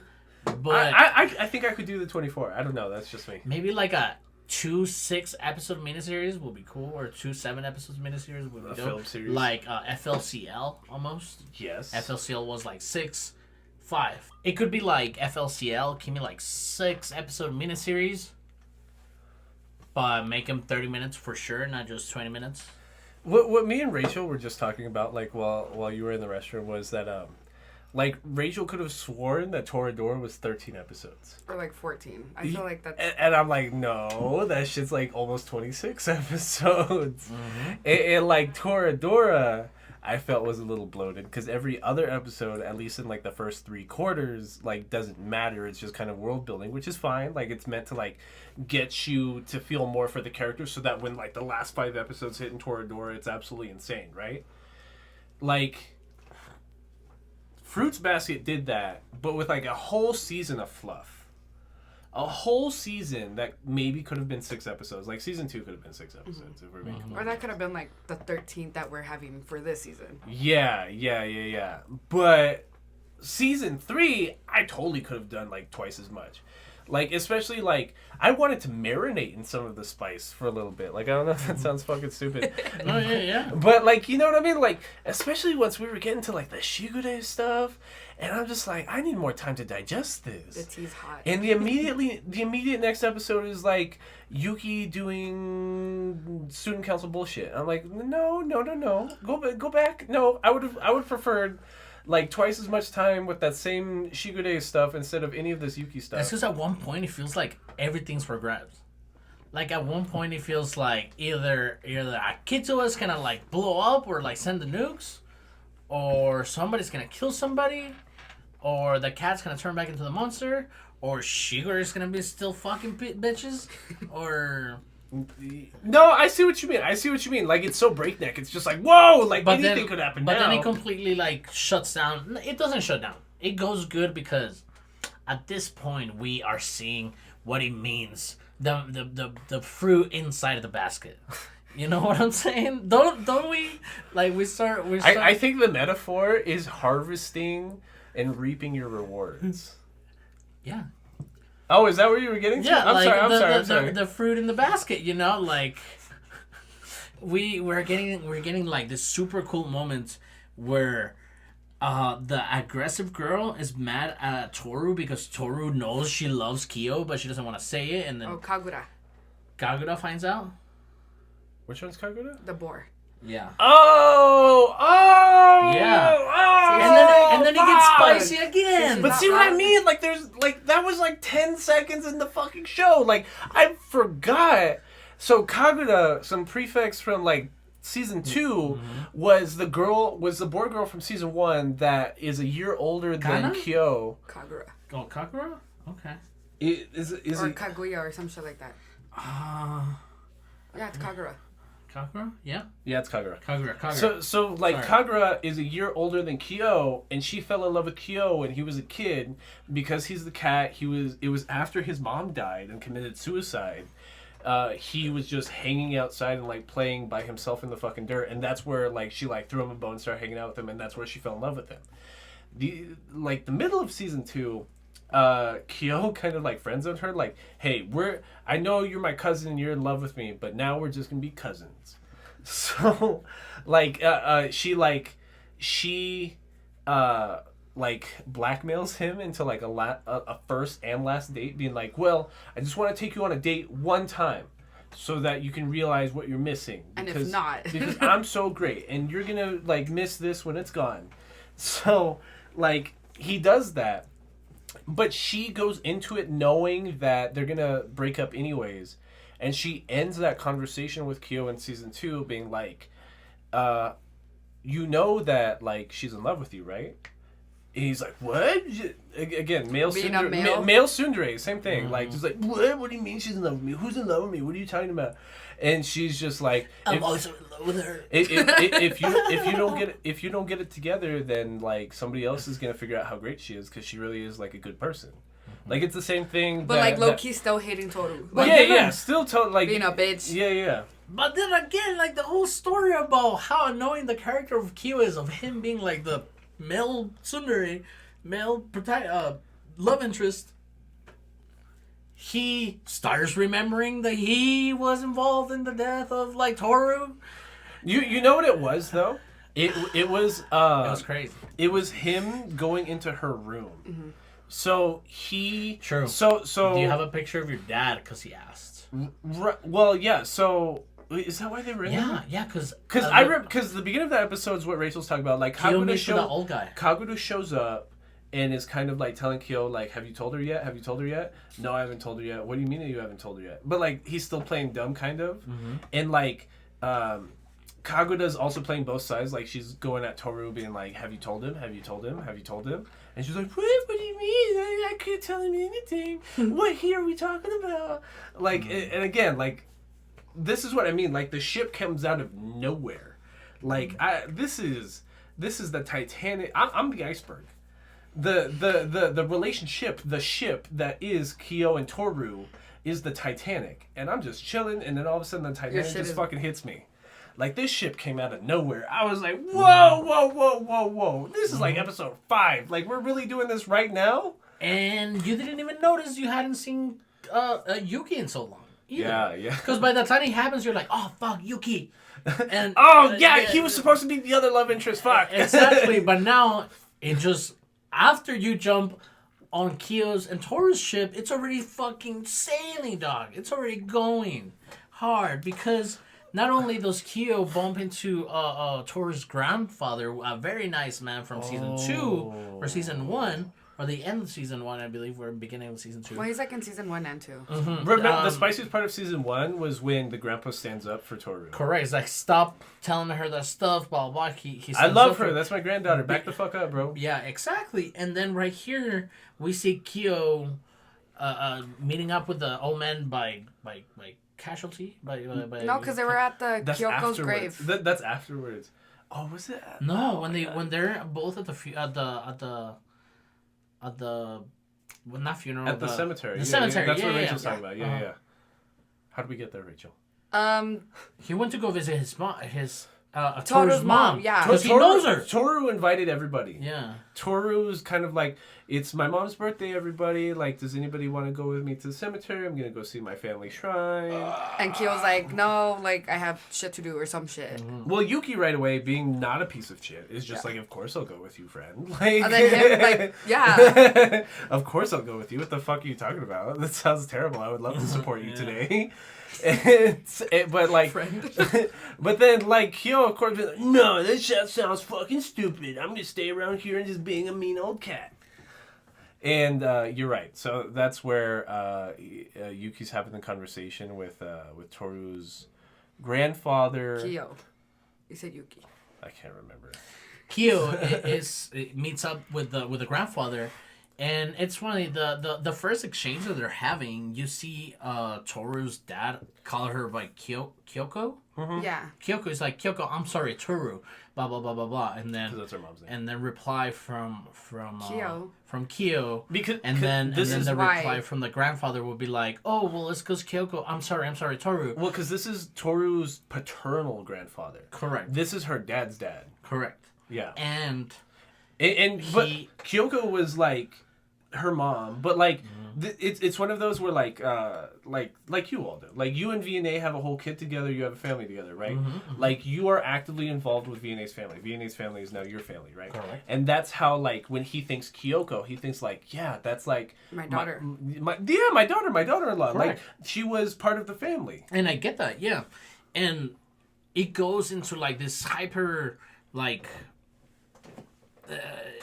super like depth into Toru's character, because I mean we loved her already, and then now finding out why she's the person she is. We find out exactly, Rachel, exactly, and it's just like it kind of throws Kyoko into a loop, and him doing something just by saying like asking about how her dad looked, like it did so much for Toru. And what I'm going at is that Toru, as the grandpa was explaining to Kyo, she when his dad died when she was very little and she was Grandpa Honda. Grandpa Honda died. No. This is Grandpa Honda. This is Grandpa Honda. Grandpa Honda is talking about Honda-sama, yeah. Honda-sama that he died early, and everybody was looking down at Toru for not looking like him at all. Looking like her mom, or not looking like him at all. And it's just a weird... Just side tangent right there. I am super glad that like the announced Fruits Basket movie is a prequel that's just about Kyoko and the dad. Oh, that's cool. Like, I think that's going to be super fire. That's coming out? Yeah, like this year. I know it came out already in Japan. Oh, so it's just... cool. It's going to have a dope theatrical release. Ooh, nice. So that shit's going to be tight. And yeah, so Kyo, hearing that from Grandpa Honda, he goes back, and that's when he's talking to Toru between the shades. They go to their house, and that's where they're talking about it more. And like they're like hanging in like the doorway to her bedroom. She's showing the picture of her mom, and Kyo gets triggered because he sees the hat. And the hat is the hat that the boy that rescued her when she ran away from home, looking for her dad to bring her back because she was confused on that he was actually dead, was Yuki. And that presses Kyo because Kyo remembers that he actually had a giant relationship when he was a kid with Toru's mom. So after Kyo's mom died and his dad basically abandoned him, and he would always just be like walking around the fucking neighborhood like while Master was supposed to be watching him, but he's a kid just like dicking around town. Like Toru's mom would like talk to him. Like he was clearly a troubled child, but like Toru's mom was like such like a kidder, like a jokester. She'd be like, "Oh, you're so pissed and like so annoying. That's so cute." But like, she was so motherly, like. yeah. Well, simply by asking As a new homeless single kid, mother, yeah. you know, or just asking a homeless kid like, how's your day going, bro? Or like, why aren't you You at know school? what I'm saying? Like, Like, what's going on? Why aren't you at school? Where are your friends? I don't have any friends. Everyone's fucking stupid. Yeah. He's like, oh, okay, I see. You don't have no friends. Yeah. I get it now. Yeah, But yeah, they get to know each other more, and like Kyo is still kind of like pissed at Toru's mom, and like is really rude to her, to the point that he doesn't start feeling a relation there until like Toru's mom starts explaining what happened. Like, oh, do you want to see the love of my life? And he's like, sure, show me whoever the fuck the love of your life is. This is my daughter Toru. Isn't she beautiful? Like, she's all alone at home right now because I'm hanging out here with you and you seem troubled. But like, she's really independent. She's really smart. She lost her dad recently, but she's not letting that get her down. And I'm really happy for her. I'm proud of her. Blah blah blah blah blah. And so that triggers that memory in Kyo's head. But then he starts going full PTSD mode because there's like a gap of like 6-7 years and he's already like a teenager, like post growth spurt, and he's at like a light stop at like a intersection at a cross section, and he's in the back of the crowd. Toru's mom's in the front of the crowd. He notices her orange hair and he's just like, oh shit, that's that lady. And then she starts walking across the street. A reckless driver hits her and like kills her like right in the walkway in the street. And the last word she says while looking directly at Kyo is like, I'll never forgive you for this. So Toru, like real world, like in the situation in front of her bedroom that we're describing, is totally about to confess her love finally because Miss Kagura has basically like convinced her to do it. Well, stop being a bitch. Yeah, just fucking do it. Just take a dick. What is Yeah. it? So she's kind of convinced her to do it. Toru's about to ball up and do it, and then Kyo right away like just fucking goes full manic mode. He's like, get the fuck away from me! I just fucking remembered something. You're never gonna forgive me. Just get the fuck away.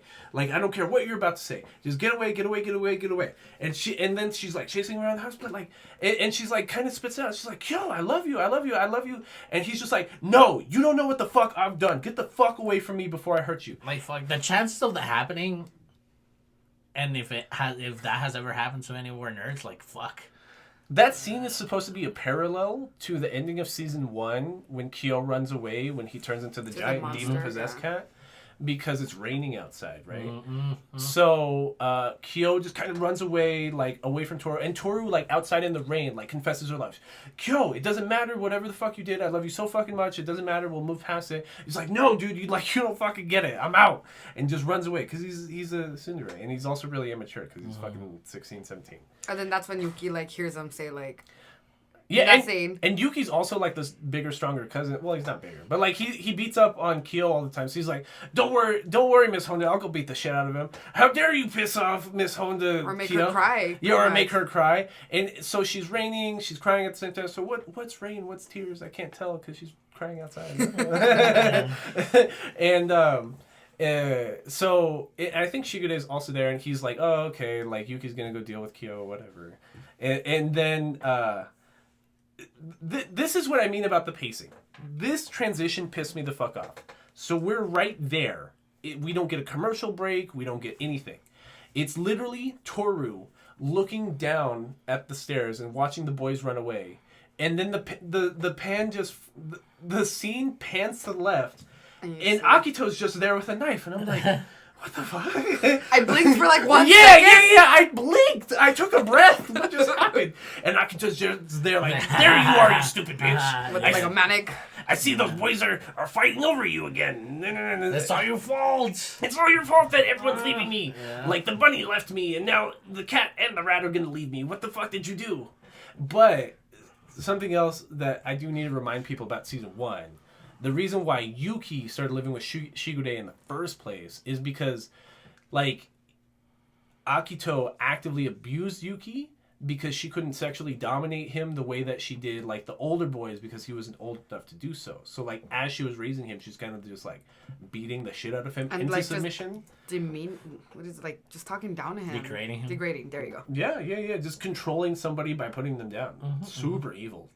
That's gaslighting. It's because it's evil, dog. Like, That's every single gaslighting. thing she does is evil, bro. So here she is with this huge ass fucking butcher knife that we know that like 2 episodes ago she stabbed Kurano in the kidney, and I'm just like About to throw hands for her. This is where I'm tweeting that you were talking about. I'm like, I'm mad, I'm pissed. Like if Akito does anything to Miss Honda right now, I am so fucking mad. I'm turning off this fucking show. I'm never dealing with it again.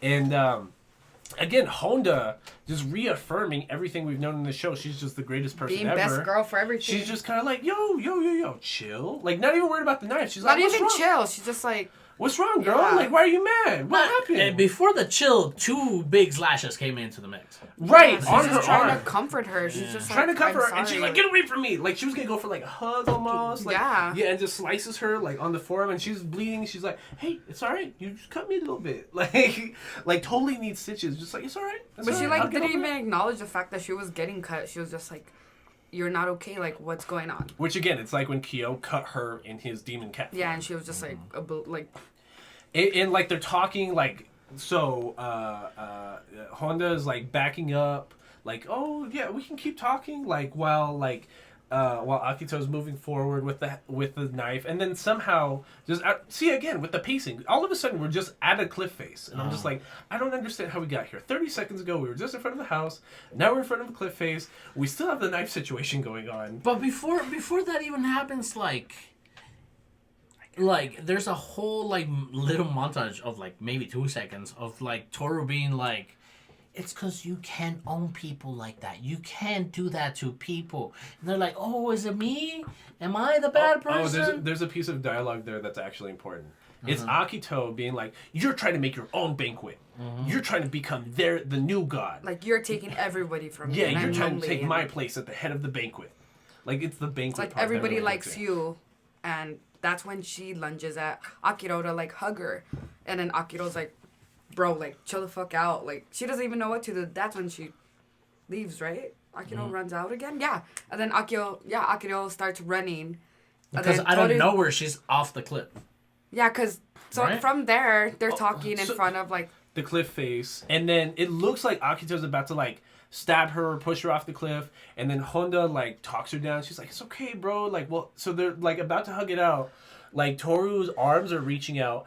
And then, like, in some narrative fucking genius, like, It's just like the he- piece of the cliff face that she's on just, like, mountain slides down because it's raining, right? So, like... It happens. and that 10 pounds of weight that she is. Yeah, just, like, fell to the ground. And you just see Akito still there with the knife, just looking down at the side of the cliff face, being like, oh, Fuck. she's not moving. Oh, no. And just, like, dips out. He starts running and calling for help. Yeah, like, yelling. She. She starts calling, like, just help somebody. She goes back She to the fell house, down. and Shigure's there. And she's like, oh my god. And Shigure just being like, okay, it's the manic girl I fuck sometimes. Whoa, chick, what's going on? Toru. She's like, automatically asking, did you push her? Yeah! And she's like, I didn't. Like, I'm sorry. Like, I just stabbed her a little bit. I didn't push her off the cliff, I promise. I just stabbed Kurano, but whatever. That shit don't matter. He's my bitch anyway. Yeah, and then that's when, like, Kyo or Yuki comes back and, like, hears that. After trying to find Kyo, and then, like, he goes to find Miss Honda. And then Kyo overhears, like, she's not moving or she fell off a cliff. And then that's when he, like... Yeah, they find each other.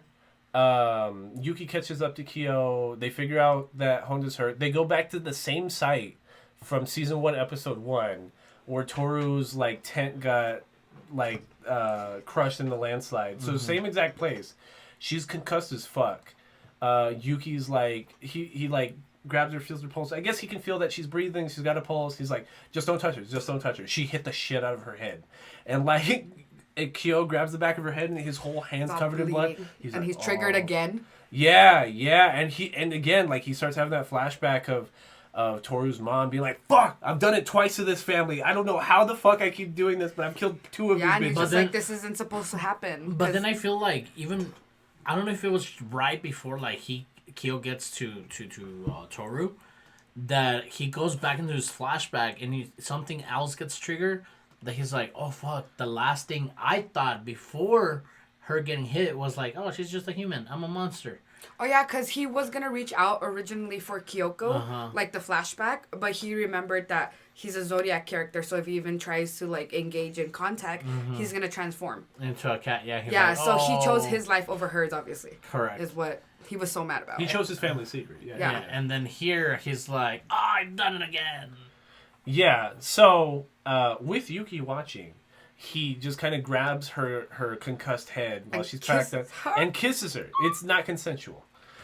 Number one, Rachel, that you shouldn't applaud that. She was not conscious. She could not give consent. She talked to him before that, though. Nope. Yes. But the consent cannot be given while passed out. Nope. She was very much awake. Oh wait, no, she wasn't, because he She said, wasn't. "This is your second kiss." All right, I remember. She wasn't. So their He first did tell her. So their first He kiss, did tell she her. doesn't remember because Oh, but she still doesn't she was remember. concussed in the Yeah. dirt full of mud. Because he straight up even admits it. And like with a bloodied shoulder because his cousin stabbed her. And a bloodied skull because she fell down a cliff because his cousin kind of didn't almost push her. So. I don't know. So, the rest of the season we deal with the Kyo and Toru ship. So they go to the hospital. I do like that we immediately are taken to Akito's perspective, because if Akito is actually we're led to start believing that she's actually in love with Shikude, like Kurano, that was a side thing. Akito's mom, that was a side thing. All those other Shikude bitches, that was a side thing. They're really about each other at the end of the day, right? So the person to wake Akito up and be like, dude, you are fucking up right now, is Shigude. To like, and it's in Shigude's arm that she starts like bawling and being like, holy fuck, I just stabbed Kurano. I just almost killed this other bitch. What the fuck am I gonna do? I'm the worst person ever. And this is what like where it kind of pisses me off, like the show does, because like I get it. Like they like Honda and Kurano literally go to the hospital that's in the family name. Like I don't know if you noticed It's that. like Soma General Hospital. Yeah, it's literally called like Soma General Hospital, and I'm like, okay, cool, they're rich. I fucking get it. And but like she gets away with everything just because she's rich and powerful and head of the Soma clan. But they also like said that like they never try to press charges. Right, but like if you're anything. Kurano, you can't because that's the head of your family, and you're about to get cut off from the family budget. So you kind of just put up with getting stabbed. If you're Toru Honda, who's essentially homeless, You're and like poor. has and has been poor and living off of the generosity of the Somas this whole time, what are you gonna do? Like get the cash cow arrested? Like that doesn't fucking make sense either. So she's in a position of power that there's just no real world repercussions to anything she did. She just feels bad. And she starts dressing a little bit more feminine. She still shows up in like a sweater vest and like a buttoned up shirt, but like she's starting to open it up more, like uncollared, like trying to be a little bit more feminine. And the first half of this episode, for how quick things have been, we really get whole half an episode of Akito just in the hospital, like trying to come to terms with what she's done. Like she's just hanging out outside. Yuki shows up. He's gonna go visit Toru, obviously. No, it's Momoji.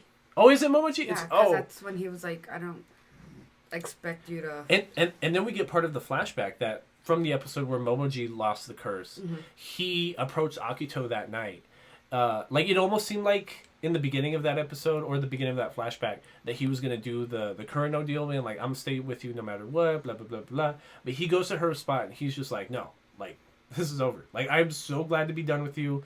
I'm down to be my own person. I'm away from the curse. Just get the fuck away from me. Yeah, go home. Yeah, like this is embarrassing for you right now. Because she's almost like begging or like him to expecting stay, yeah. like him to stay with her, and he's just like, no, dude, like I'm not like these other weirdos that have been fucking you since you were like a child that like you're in love with. I'm completely my own thing.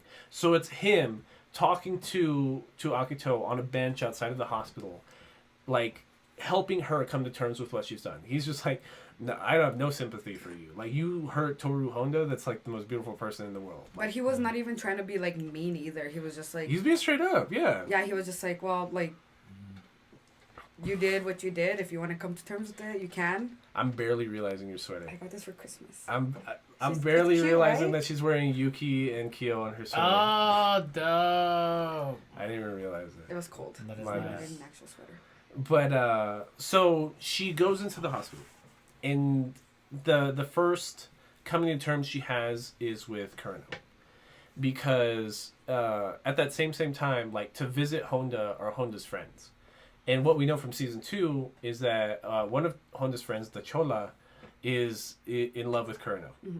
I can't even remember her name right now. I just know that. I know Hanajima's the goth bitch. She just Arisa Otani? Oh, Otani. Yeah, Otani. I just know that she reminds me of a Chola. But yeah, she's thuggin' she's a biker. So when Akito like comes to terms with like what she's done to Kureno and kind of like finally lets him go, she sees Utani outside and she's just like, I know that you're in love with him. Just go to him. Like, this is his room. He's down the hall. Whatever. Gives him the room number, and that's like her finally giving up Kureno. Mm-hmm. And then, like, Akito's kind of just like, she feels too guilty to go inside of Toru's room. Mm-hmm. Like, it's one thing to abuse your cousins, but to abuse like this girl that all your cousins are in love with is, I guess, a whole different thing. And you see her just like having this ginormous conversation with herself and all these flashbacks, and like, just, she's clearly just like a manic person. She needs therapy like bad. Like real bad. Like, she needs somebody to talk to this shit for her. But she's able to work through her own problems in her head and just kind of like actually goes in there. And like right away, it's such like a Toru Honda moment where she's just like smiling. She's sitting up like, and she's like, "Come here, friend. Like, what happened? How are you? I haven't seen you since the cliff. I haven't seen you since you were on the cliff with me with the knife. Like, are you good? Like, instead of like her worrying about herself, she's like, "Are you okay?" Yeah, and it's so beautiful. Like, this is why I like Fruits Basket. Like, and I consider myself a good person, but. I'm not that good. Yeah, you stabbed me, like, pressure me to jump off a cliff. No, go fuck yourself. Like, I don't think we're hanging out. But like, it's Toru Honda. You know what I mean? Mm-hmm. Just like, dude, I was so worried about you. I haven't heard from you since the cliff. Like, what's going on? How you feeling? How are you feeling? Her hands bandaged up. Like, she's got like stitches on her arm from getting stabbed. Like. And she's like genuinely concerned for Akito, and it's beautiful. You know what let's I mean? start over again as friends. She literally said, and that's like literally how it ended. Like, let's be friends. Well, leading up to it, it's like, I don't know what I did to piss you off so much, but maybe it's because I didn't introduce myself properly. Yeah, and she's like, "Hi, I'm Toru Honda," and then she was like, "You're like, what's your name?" And then that's when she falls off the cliff. Yeah. All sad, Boshita. Because she goes into the spiel of like, it's like, what are you talking about? You're gonna be alone. Yeah. It's like, I'm here. I'm your friend too. And then it shows in, like, I guess, their mind how it is at, like, the banquet when all the Zodiac members are together. And it's, like, Akito by herself, and then Toru's like, "Oh, hey, I've been looking for you." I like that metaphor a lot. I'm glad you brought that up, because that's brought up again in where Akito's having the conversation with herself. She's just like, Toru doesn't fucking understand. Even showing the banquet, the literal annual banquet they have, and all the members are hanging out with each other, and it's just Akito, even though she's the god, just kind of eating by herself. Eating by herself in the corner. And it's not until this scene that she's like, oh, this is why they love you. Because there's a scene, like, also like outside the house when it's raining, before the cliff part, where Honda says, "I see you." Mm-hmm.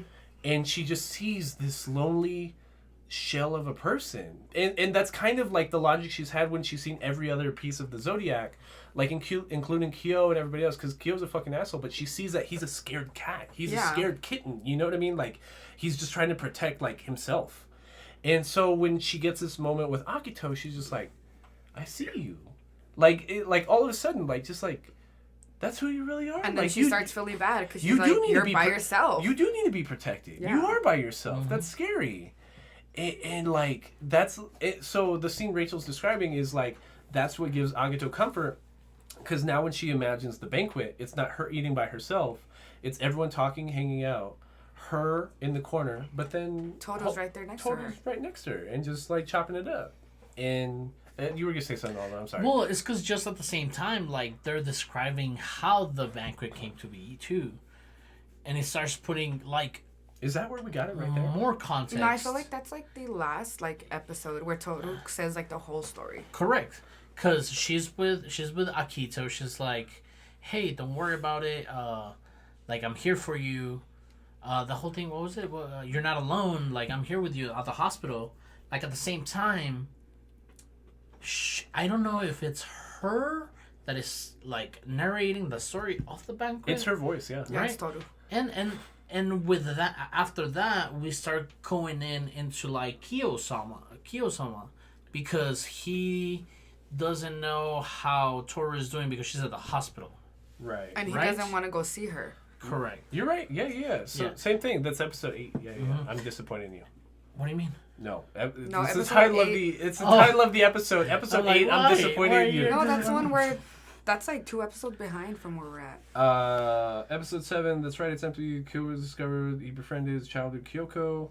58. Overcome with grief. Kyo confesses to Toru about his friendship with Kyoko. Because that's when she falls off the cliff. Oh, I'm that's disappointed. Oh, I'm so sorry. we're like I'm sorry. 11-ish. Oh, okay. Yeah, we're My bad. Everyone stop yelling at me, please. I'm trying my best. But I Podcasting's do- hard. I guess I do want to point out too how much better the story of the banquet is told here at the end. Yeah, it's like super detailed. Do you want to describe it? Yes, I would like to describe it. God, the Kyoko, the God, the spirit of the God, the will of the God, The original God. the original God. He is a lone God a la Mount Olympus, and he is sitting there. He's enjoying his dinner. Whatever the godly form is doing. But he's alone. Yeah, but he's alone. And here comes a stray cat. Stray cat tells him, is like, hey, dude, you feel pretty safe. I'm going to chill here with you. And after that, more animals start showing up. And that's how, like... Well, he sends the invitations Yeah, out. it's for a Oh. banquet. Because okay. he lives with the cat for an extended period of time. They're having a great fucking time. God realizes, oh shit, I didn't have to be alone this whole time. This is fucking amazing. Like, having a friend, this shit's dope. And that's when, like, he sends out thousands and millions, it seems like, invitations. And only, like, 11 other animals show up. Correct. And we start seeing that they enjoyed many banquets They were partying. every year, every week, who They knows? were raging. Brunch and everything. Just bottomless mimosas. Bottomless mimosas. With God, bro? Fuck! And Bottle service all the time? well, like... Just sake, if- like, on tap, bro. If a cat is gonna live like about 16 years, maybe Kyo was like already 5 when he found him. I mean, Kyo is already. I mean, I'm sorry, not Kyo. God. The cat spirit. It's yeah. dying. Oh, I got you. It dies. So And the God is like, nah, dog. Like I love you. I want to party with all of you all the time, and everybody gets sad. So he puts like a fucking cult. Health HP. He leaves the curse on a cup of sake. This happens in One Piece in a certain point, where it's kind of like a Japanese like tea ceremony, but kind of with sake. It's like making a promise through a toast. You know what I mean? So they're doing one of their many great outstanding banquets with all 12 of the Zodiac members, including God, and the cat just kind of just like keels over. and like, of course, God's like, oh shit, my first like friend, like, what the fuck is going on, dude? Cat's just like, dude, I'm just old, and we partied for like decades, just like that's it, dog. So he grabs a bowl of sake. It's like a cup of sake. It's really short, and then just like does like the little circle you're talking about, leaves the curse, and just like, okay, drink this, and the ties of fate. Party forever. He doesn't even tell the cat what it is first. He's like, just drink this because you're dying, so the cat drinks it. But the narrator says it.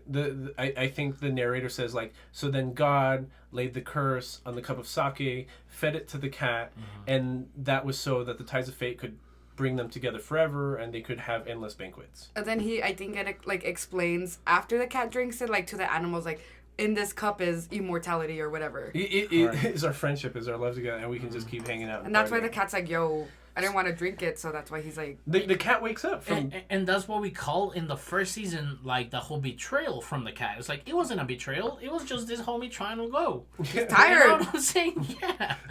Like, he was just like, I'm cool, bro. I want to nap, dog. I want to go home. It's 4 a.m. already. Aldo Mendes, it's 4 a.m. No more topos. No, Aldo, I'm not going to stay up with you to go to the gas station. I'm fucking going home, bro. Like, leave me the fuck alone.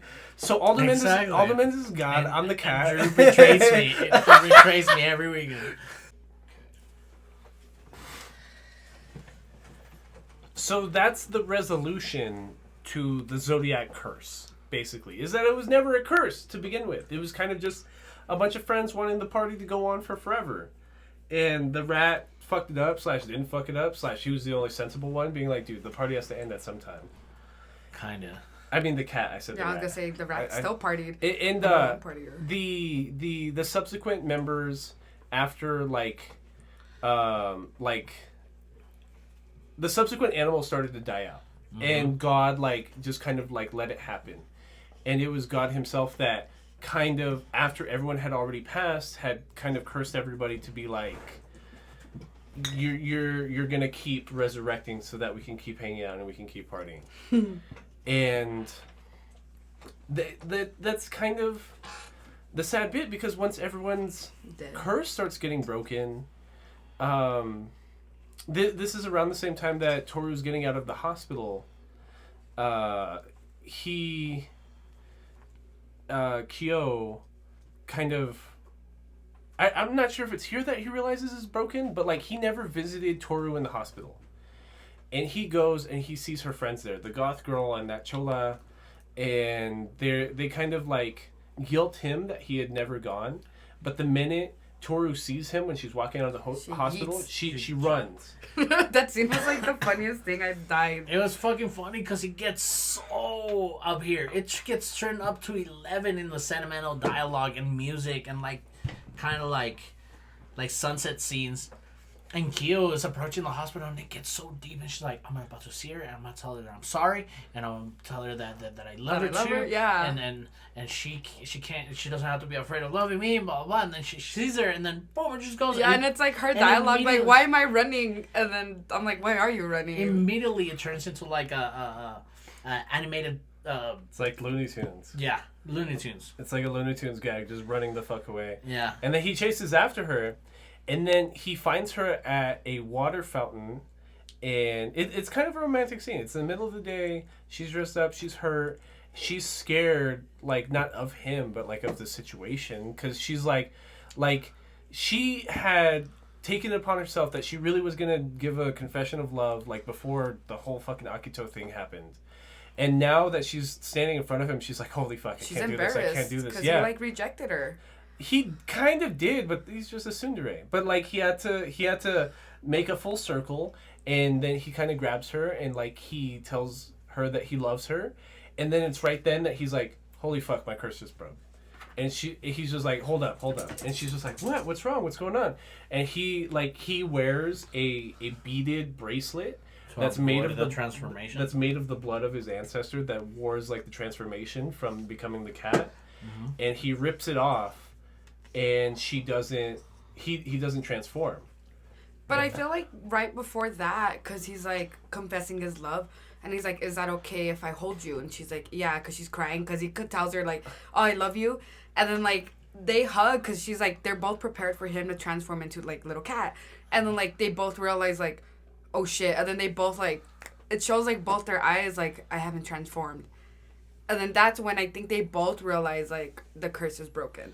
Or then he tears off his bracelet. So if you guys allow me to even push back to the original story of the Zodiac spirits, the story ended with the cat not allowing the curse to completely be closed, because at some point everybody will have to die, and that's what happened.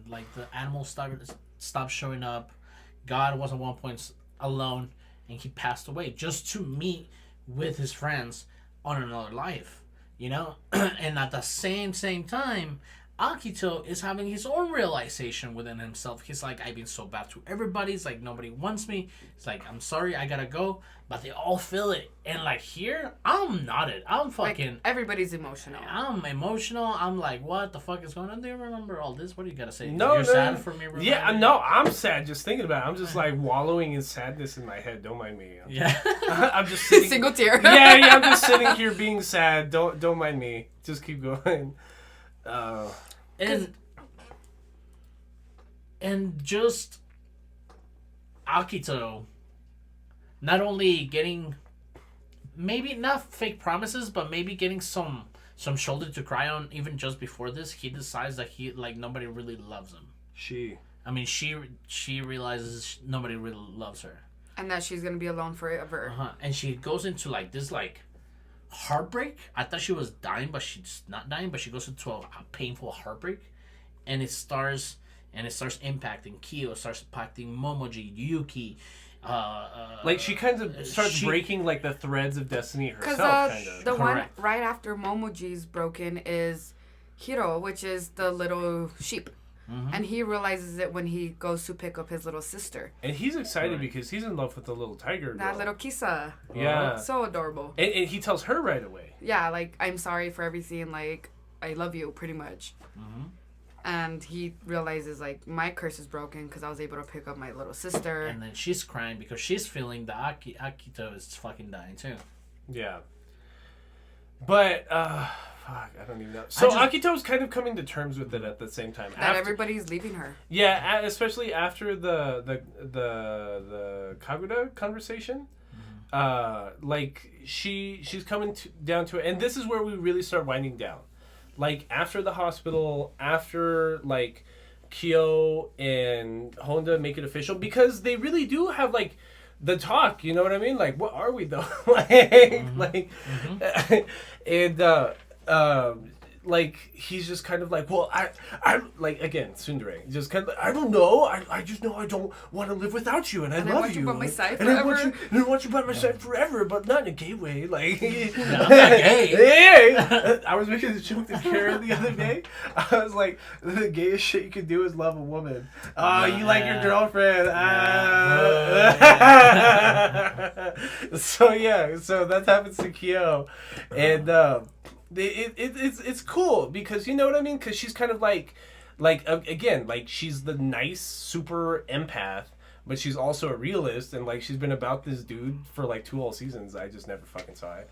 And she's like, dude, I got stabbed for you. Can you just like love me, please? And I feel like from that point they kind of just fast forward to like everybody being at this state because Akito, right, like asked them to be there. She invites everybody to another banquet, like outside of, because I think they have a banquet New Year's Eve. Yeah. Or like Chinese New Year's Eve. Yeah, so like the first. Yeah, because it fits around Chinese New Year because it's the fucking zodiac signs.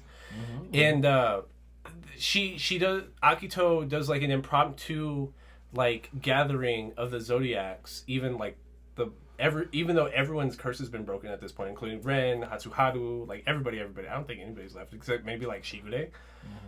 And no, Shigure too, because that's a big part of it. Because like when like Shigure gets his curse broken, like the day the banquet's gonna happen, and he meets up with Akito at her estate, and he's totally gonna do some fuckboy shit again. But he realizes that like even though the curse is broken, he still wants her. Which is kind of like a more earnest thing than what it was previously, right? It was like kind of like, you're trying to manipulate me because we're tied by the fates of destiny. I feel like it was like obligation that they... It's kind of like him being a fuckboy to Akito is kind of his passive-aggressive way to get back at her for like tying him to her through the fate of like destiny or whatever, right? But now that the curse is broken, he's like, oh shit, I still want to be with her. Like, she actually did it, that bitch. Yeah, like, I'm still attracted to her. Like and, like, she's still an asshole, don't get me wrong. Yeah. Like, she's still got, like, everything in the world wrong with her. And she stabbed, like, 2 people and, like, basically got away with it. But they're having a conversation inside of her living quarters. And she... It's like she walks in because everybody's like, Akiro summoned us here for what? Because they're all shook. Well, they're having... It's because Shigure and her are having another conversation, like, outside of, like, that door.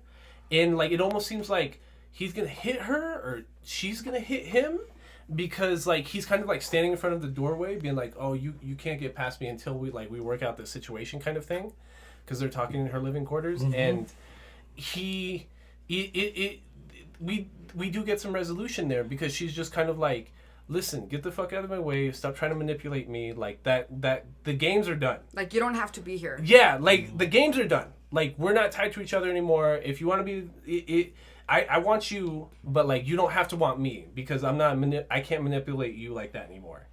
And then he's just kind of like, it's again like a follow-up to the earlier scene in like episode 2, where he likes her feminine side, and she kind of like gives into that, and she kind of like cozies up to him and is just kind of like, let me through the door, we'll talk about this afterwards. Like, I've done a bunch of fucked up shit, but I have to go address the rest of the banquet that I invited here. To let them know that I'm a woman. Yeah. So, like, she comes out as a woman. And, like, a kimono all cute with makeup. But see, that's what I mean. She's no longer tied to her dad or her abusive mother. And so it was also, like, a curse for her, too, because she was tied to being the god, to being the head of the Soma household. So she had to be the man, which she never wanted to be. Like, she was never trans like that other character that we were talking about earlier. She was pretending, she had a fake face for the world that she was forced to wear. So right here, this is like her coming out as a woman party, where she shows up full kimono, flower in her hair, and it's just kind of like, this is me, guys. Last banquet ever. I'm a woman. I don't know if y'all knew. Still can't say sorry for almost killing everybody, but... Yeah, and she doesn't. And again, like, this is where, like, the progressive writing lines blur, like, a lot. Because at one point it's progressive, but at one point it's just, like... I feel like with Akito it still weird. is, because she broke the shackles of what it meant to be a structured family. But then we go back to what's her face, the monkey girl. Correct. And then Ritsu being like, oh, the curse is broken, I no longer need to pretend to be a woman. I'm a dude. I secretly wanted to actually act masculine this whole time, and that mental disease that y'all were describing, that is my transsexuality, it fixed itself. And then, Yeah, I'm like, still confused on that. Yeah, like, stupid, bad. Momoji's character too, like, being... The dialogue was like, I want to show people that I'm a man.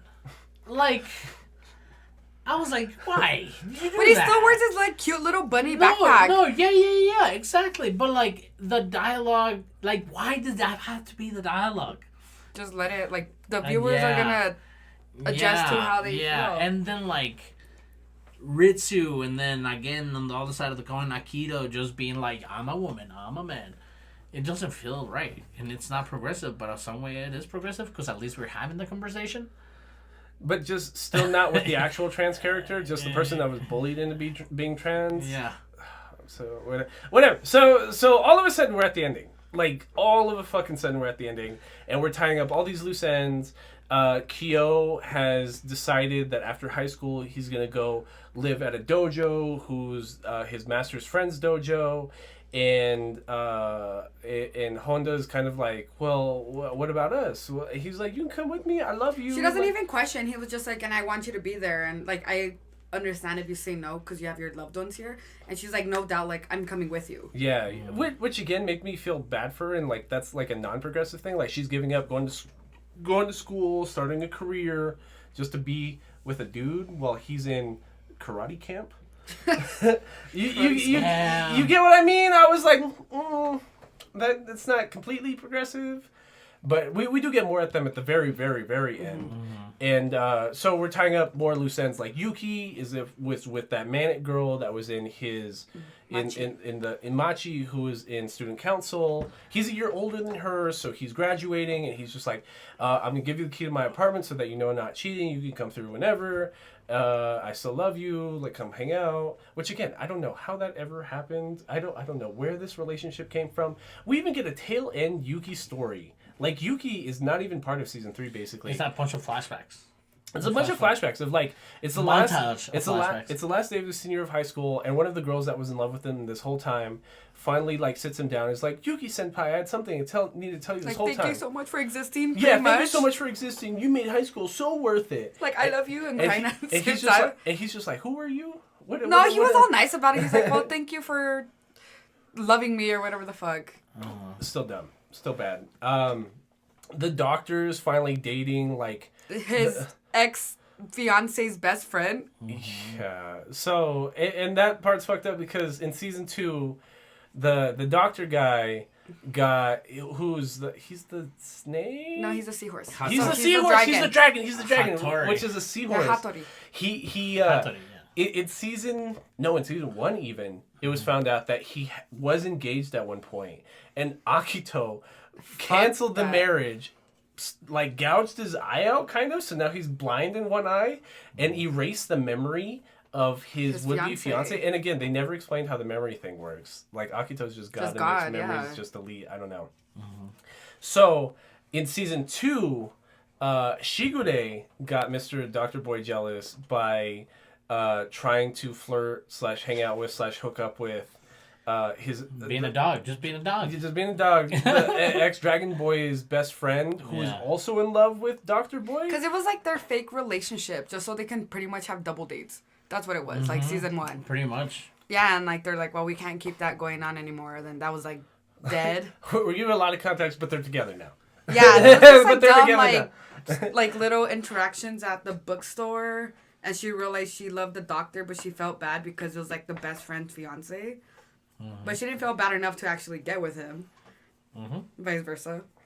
Shigure has that subsequent conversation with Akito, where Akito in the full kimono like comes up to him, and again it's again like that scene in like episode 2 where he's just like, oh, I love when you're super feminine about me kind of thing, because he's a dog, right? Like he's all submissive and shit. Yeah, you're right. That's what it is. Like he's like, I love when she's submissive to me. He just likes when this girl who's a complete batshit crazy, that bitch is like, a dom person. Yeah, dom, like acts submissive in front of him. That's like his kink. Is like when aggressive women are like. Are passive for him. Like when people take toxic relationships as a sport, like that's Shigure. That is Shigure Soma and Akito. Basically, they get off on being toxic together. So anyway, they're officially together, and you even see like interviews like with subsequent family members. Like there's an interview with Shigure's publishing assistant, who's kind of like, yeah, I'm so glad that Shigure retired from writing. That guy was fucking the worst person to manage. And one of the Soma family members is like, oh, do you think him and Akito are gonna get married? She's like, I fucking hope so, dude. And then she ends up with fucking Ritsu, the monkey, which is fucking, that like made no sense to me whatsoever. Well, that happening, they introduced them like that in the first episode. Well, like very briefly. That like, is how they met in season 1.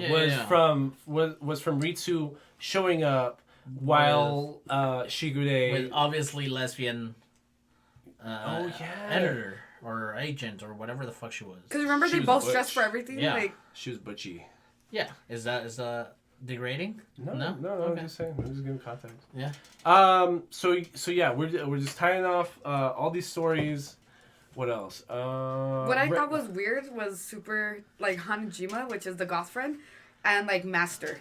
But that's from season 1. That is from season 1. I don't see it. That is from season, because like wait, which one? So Kyo's Master, when he shows up to it's from season 2. When Kyo's Master shows up to the parent-teacher conference in season 2, Kyo's dad obviously doesn't fucking give a shit about him. So his kung fu master showed up to participate as his stand-in father. In the background, like the master's walking up the stairwell. In the background is the goth chick being like, he's hot. That's mine. Oh, okay. I guess I missed that maybe, but I was just like, I saw him at the end. I was like, what the fuck is going on? No. That's from season 2 for real. She's just like, that man. That he's gonna end up with me.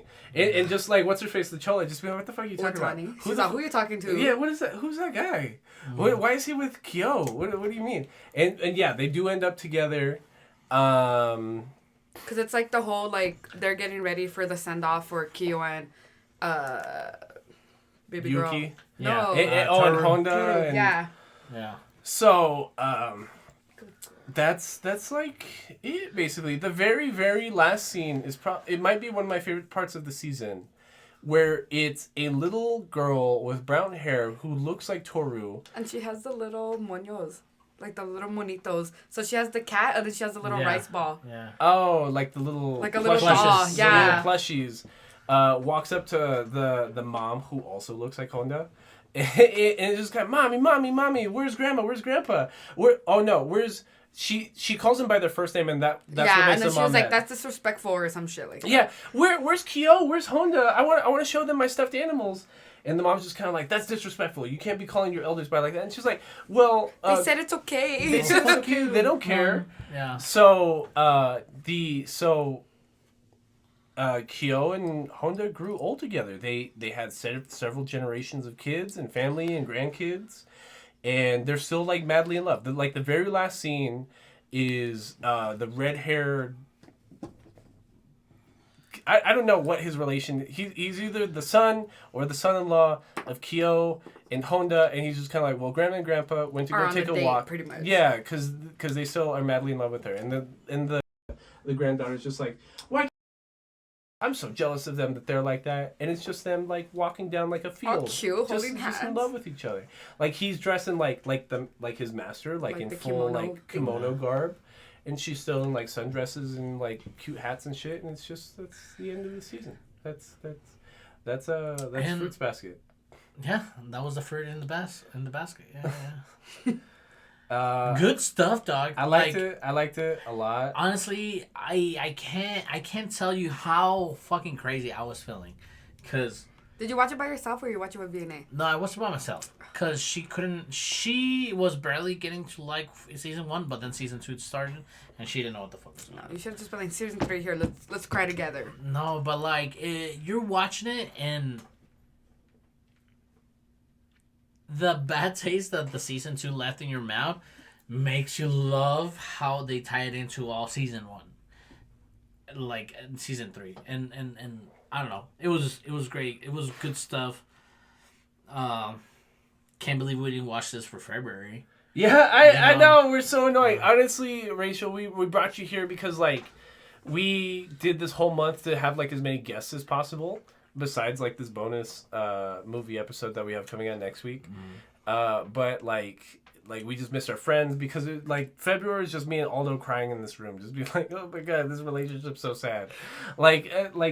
I almost thought going into this episode I was gonna get emotional. I'm glad I didn't, but like no, I did. I rewatched it and I still cried. I did get emotional. I'm telling you, like in the part where they start talking about the actual story of how really sad Akito is because he's the god. She's the god. I didn't care about that. I was like, meh.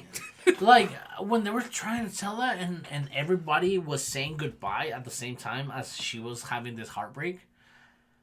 I don't know. To me, it was like, oh fuck! Like everybody's getting their happy ending. I was just like mellowing on that shit. I was like, oh. I feel like literally every time Toru cried with Kyo, I got that ugly knot in my throat and I teared. I thought when she was just like, I love you, like when it was raining, I was just like, bro. I thought it was cute. I thought it was cute and everything, but like I don't know, for some reason, I don't know, that piece of like them just saying goodbye. Even Yuki's like off the fucking wagon love story, whatever that was. Yeah, when he realized that it broke when he was a Machi. Exactly, like him turning again and and even Akito being like, you were the one that was right there all the time. Like you were my number one. Like, and like I never paid any attention to you, blah blah.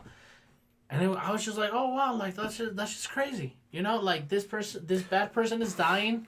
But it's having like this. There is one other scene that's really important that we didn't describe. Is Kyo telling his dad to go fuck himself. Oh, that shit was dope. That shit's tight. That shit's tight. Yeah, so like right before he goes to the hospital to go see Honda when she's getting out of the hospital. He's like making peace with himself. He's making peace with himself, and like he's realizing that like he wasn't really responsible for Toru's mom's death, for his own mom's death.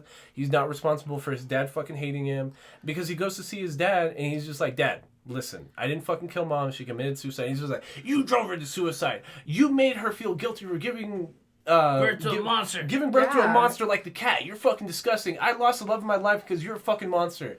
And, like, the dad's just, like, belligerently drunk at, like, 11 a.m. Mood. Like, when you're adulting. Yeah, just, like, and he's just like, Dad, shouldn't you be working? It's, like, fucking early. And he's just like, I do plenty of work. This is my vacation. Borracho. Yeah. And, like, he tells the dad to go fuck himself, basically. Like, the dad, again, has been telling somebody from a child that he was the reason for his mother's death. Like, that's so ugly, and having to see your mother die, like, That's super that's ugly. traumatizing. And Kyo was really like, no, dude. Like, It's you. If anything, you drove her to death because you made her feel bad when all she wanted to do was fucking love me. And, like, you pressured her into being this family when, like, she never wanted any of this bullshit. And he almost sticks his dad. I really thought that he was really going to stick wish his he dad. would've I thought he was gonna like. I thought fucking unless, like, punch beat him him with or the some bottle. shit. battle stab him. He's mature now. He's learned He'll more just from... punch people. He's learned No, more from but- loving... But okay, Toru. but thank you for mentioning that the another release scenario of these characters, because if I have anything to say about what Fruits Basket is as of season 1 and season 3, I don't know how much about season 2, but like if you watch season 1 and season 3, it is about whatever situation you're on. It's like you can always liberate yourself from it, and like seeing Momoji's liberation too, because his liberation from Akito was like, you're wrong. It's like I can find happiness out there, not here. It's Even like, though he doesn't even have a it's like- family yeah, and anymore. he's like- that made me cry. He has papa. No, not even barely, but like when he was talking to his mom and she was like, bro, like, what are you doing over like vacation? Are you going on a trip? And he was just like reminiscing. I was like, oh my god. Thank you for reminding me. And we always talking about like the mom moments, like Momoji's release and liberation from like Akito. It was the hook that Akito had on Momoji, because he said nobody's gonna love you like we love you because your real family doesn't want you. It's like you cannot find another family. You cannot find another family. And Momoji's like, you know what? Bet. And then that conversation that you're talking about, where we knew that Momoji was not secretly, but he was indirectly meeting with his family at some point, whether it was through his work or through taking a different route to school, kind of thing. Momoji's mom had that same treatment that the doctor's like ex had, where like the memories were deleted. Yeah, just because she Yeah. almost killed herself too. Like, Correct, but like the conversation that they're having here, I love that you reminded me, was that me and my family are about to take a trip somewhere. Is your family taking a trip? And then he's like that broke my heart. he's I'm like, one day me and my family will take a trip. yeah, And that. I was like, oh shit, dog. Like, So the context there is like it's he's on his way to school. He took a different route. And he was already broken like off from Akito. Yeah. It was like Yeah, the yeah, night yeah. prior, like Correct. after. Right, and him trying to separate himself from the Somas, like who are literally keeping him away from his sister and his mother. He knows where they live, so and he knows that his mom's always like attending the garden. So that's when like he takes an alternate route to school and has a whole conversation with her, which is the conversation you're describing. It's there's another Kyo scene that I think is really important too. It's Yuki beats him up one last time. Oh yeah. Where Kyo still doesn't want to fucking go visit Toru in the Yeah. hospital because he's just a fucking tsundere and a piece of shit. And like it's even Yuki like has realized he's lost the girl. You know what I mean? Even Yuki is like, I'm literally smarter, more handsome. oh yeah. But, More both, charismatic. but that fight they're is right them outside the room.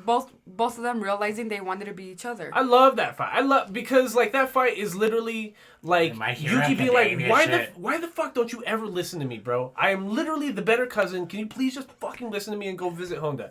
He's just like, fuck you. I always wanted to be you, but you're Stupid so rat. It's like Midoriya and Bakugo. Yeah, Bakugo, Yeah. dog. Kind of, but like the opposite, because Bakugo never wants to. No, Bakugo does kind of want to be Midoriya. You know you what might I'm be right. You might be saying? right. Yeah. You might be. It's you the know, same thing, but like because the emotionally extended. and their cousins. And their cousins. So like Kyo's just kind of like, fuck you, Yuki. Like I were always wanted to accepted be into you. this family. Like you were not neglected like me. You brought Honda home. You gave her the hat. You did that. You did this. Like she always loved you. Like, how could you? Yeah, and like from episode 1, from his introduction to episode 1, Kyo has always been. Oh, there's also a deal that Akito made with Kyo. That's if you can beat Yuki in a fight, By then I will graduation. then I will release you from your obligation as the cat. And you'll be welcomed into our actual Soma family. Right. So we don't have to lock you in that shed. You can be an open member of the family because Akito knew like the cat could never beat the rat, right? So like Yuki's basically beating the shit out of Kyo. And when Yuki's beating the shit out of him, he's just like, you don't fucking understand, dude. You want to be me? I always wish I was you. You are so free. You are not tight to Akito. You're not part of this family. Nobody wants you around. Yeah, which is the liberated, like, you know what I mean? Because Yuki, being the gifted member of the family, being the rat who was gifted everything, like, so much is expected of him. And he doesn't want any of it. He just wants to live his own fucking life. So, and that's really, really fucking sweet. It's like these two cousins that, like, fucking hate each other, just realizing that they want nothing more than what each other has. And again, to the favor of what the fruit in the basket was, is that we've seen we have 2 months dedicated to romantic, rom-com, in any way emotional fucking animes. We have 2? Yeah, we have 2, you know? Which ones? 2 months, like the last year February and this. We've done February twice. Okay, yeah. I got you. Anyways, this brings up a new theme, because I mean we've seen you know, the sickly romantic one, you know, if someone has cancer. We saw your lie in April. You know what I'm saying? I was like, they're gonna make me cry again. Somebody has cancer, the other one loves a person with a cancer. It's bad. We get it. You were a child soldier in World War I, and your lover commander died. Okay, we saw Violet Evergarden. We have your eternal sunshine of your spotless mind kind of theme to romantic story, where you don't remember who that person was, and then you get to remember who that person was, and it's crazy. But here, just having a love story, a celebration of love stories being shown, it's cool. It was, for me, it was not just about Kyo and Toru. Yeah. Even it was though like everybody's character. No, it was, but for me, it was. No, I agree. Because there's a lot to be. Because like, I'm glad Ren and Hatsuharu were happy. Yeah. I don't care about the kid cousins that ended up together, the tiger and what's his. I don't care about the monkey. I don't care about the monkey. I don't care about like. I was most happy. The ship I was most happy about was Ayame. No, it was Akito and Shigure. I was genuinely happy about Akito and Shigure. Like, I'm really glad that, like, they're both, like, equal. They're both equally toxic. Don't get me wrong. But it's like the toxic canceled out. You know what I mean? Like, yeah. They're let's like, make a Facebook joint account. You're out here. You out here fucked all our cousins, and you're like a maniac with a knife. You fucked my mom, but you're about me now. Like, I don't know. They have a joint Instagram, bro. Now they do. but just so that Akito could check his DM. No, dude. I was Exactly. super hyped. But just so Akito could check his DM. No, I was super also hyped with Yuki's older brother, Ayame. When he felt it, he was like, I want to let you know that I love you. That broke me. Talking about, like, sexual fluidity, I totally forgot about Ayame. So Ayame is Yuki's older brother who owns who's the snake who owns a cosplay shop. And, like, even the voice in the dub is somebody, like... It's like, it's just so... Somebody super sus sounding and, like, effeminate, like... but like the minute he realizes the minute he realizes his curse is broken, he grabs like his woman assistant because he can finally hug somebody because he couldn't because he was cursed before, and he's just kind of like, oh, I loved you this whole time. I'm so glad we can finally. And she like knows his curse, which is even cooler. Like she was just like, I will follow you forever. Yeah, how are you holding me? Oh, curse is broken. Cool, we're together. And they're both like sad and happy, and they're like, I love you. I was just like, oh, it was like fuck. a ram thing from. No, I know who you're talking about, but how is that like that? I don't know, like the whole I'm in love with a maid kind of thing. But he was never in love with Rem. It was always Amelia he was in love with. Well, now we find out what happens. No. Like, even... Never mind. That's a conversation for a different day. Okay. Fuck. Like, that gave me relief. And another, like, part of me where I was just like, fuck yeah. When it was Ren, where she was just like, I don't know how you guys could be okay with Akito. Like, I fucking hate that bitch. Like, she did everybody wrong, and I was like, you go, Miss Ma'am. That's true. That's true. I'm not forgetting anybody that stabs me. But I think that's about it, no? Honestly, yeah, but it was great. I don't know how long we've been recording. Hopefully we're still recording. Yes, we're still recording. Good. You guys are about to listen to a Nerd Down that was recorded 2 days ago on the 19th. Mm-hmm. And that might be it for today. I think so. Should we go ahead and release the audience to the Nerd Down? Nerd Down. Nerd Down. What's that? Nerd Down. Say Nerd Down. Nerd down. Yeah. Nerd Down. Welcome to the Nerd Down, where the nerds get down. At the beginning of this Nerd Down, I do want to remind everybody to use the hashtag for the month of March. That is hashtag Nerds for Refugees in an original tweet, Instagram post, or YouTube comment to be entered into our March giveaway. For every like and retweet, we will be donating to the Hope Border Institute. And if you use the hashtag, we will be getting you some tailor-picked anime stuff. So that if you like Fruits Basket, we will get you some Fruits Basket stuff. If you like Jujutsu Kaisen, we will get you some Jujutsu Kaisen stuff. But you have to use it. But and you have to use the follow hashtag. us and let us know what you like. Absolutely. Because if we don't know what you like or not like about this podcast, we don't know what to give you. But if you would like to tell us what you think about this podcast, just like give us any shout out at any of our social medias, and also email at betweennerdspodcast@gmail.com. At this point in the episode, I hope you've already listened to a very productive discussion about the Fruits Basket final season that we had with Miss Rachel Yves. So we're nerds from the past who did a future episode who returned back to the past, so we don't know how that Fruits Basket conversation went. But I hope it was good. I hope Aldo had really good points. They're not going to understand that because we today, right now, it's March 19th. We just recorded our discussion on Satoshi Kon's Paprika, an episode that is coming out March 28th. But we're including this Nerd Down at the end of the episode that is coming out March 22nd. Yes. So, with that being said, I think me and Aldo finally want to do a discussion on a couple things that we've been meaning to talk about for the past 2-3 weeks. Shit, a year and a half, if anything, almost 2 years. What do you mean? What are we talking about? I mean, when we started this podcast, not only was about, helping the community and stuff like that, but was building around that community. They wanted to help our community. And that's just getting reactions from our nerds. Yeah. Yeah.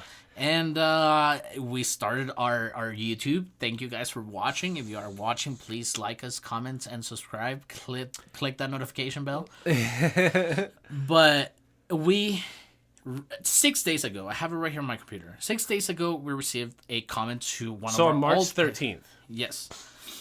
One of our old episodes, Ninja Scrolled episode 1993 with our friend CJ. We received this comment, and we are trying to start this segment that we've been working on for the last year and a half, which is, addressing your concerns. Right. And comments. We talk about that all the time. Because if anything, we are trying to come up with content for the Nerd Down, but the Nerd Down itself, whenever we build that community, will be all you guys. Right. So, what is this concern, and what is this individual's name? Okay, so Polo Shirt Samurai in YouTube, thank you for listening. It's because, he is very pretentious comment, It is, did you even watch the movie? ? The gold isn't the point of the movie, period. Jubei versus the 8 Devils of Kimon is, period. And the Quan, it's on his own because of honor, ? The Devils killed his group and he alone survived, period. So I get it. I watched it. So, you re-listened to our Ninja Scroll episode this past week. In what context is he talking about? He's talking about the plot of the movie. I get the plot of the movie. But what was our take that this man's so mad? Well, our take was something that, as a 90-minute movie, it's a story about a ninja who is doing a 8-week monster beatdown episode of different devils, and he doesn't even get to all 8. Right. before it, you know? Right. And we are content creators. We have the conversation. We're not trying to be pretentious to the conversation with you guys as first-time watchers. It is what it is. Mm-hmm. But we're not going to sit down and trying to explain you something as easy to digest as Ninja Scrolls. Right. So, I think the issue is that people really have lofty ambitions about works or mediums when they're reliving them by themselves. Mm-hmm. And the point of this podcast, and why I think all the time, like why I couldn't discuss anime or nerd topics the way I do without a backdrop, somebody like you, Aldo, an outlet to like feed back on it, is that you tunnel in on ideas or works or like preconceived notions that somebody else can't talk you out of. You know what I mean? And I feel like we've talked each other out of like certain ideas that we've tunneled in on while watching things by ourselves. Mm-hmm. And the thing about Ninja Scroll is purposely hella simple. Like at least the movie is. I understand. I just want you to know it's badass.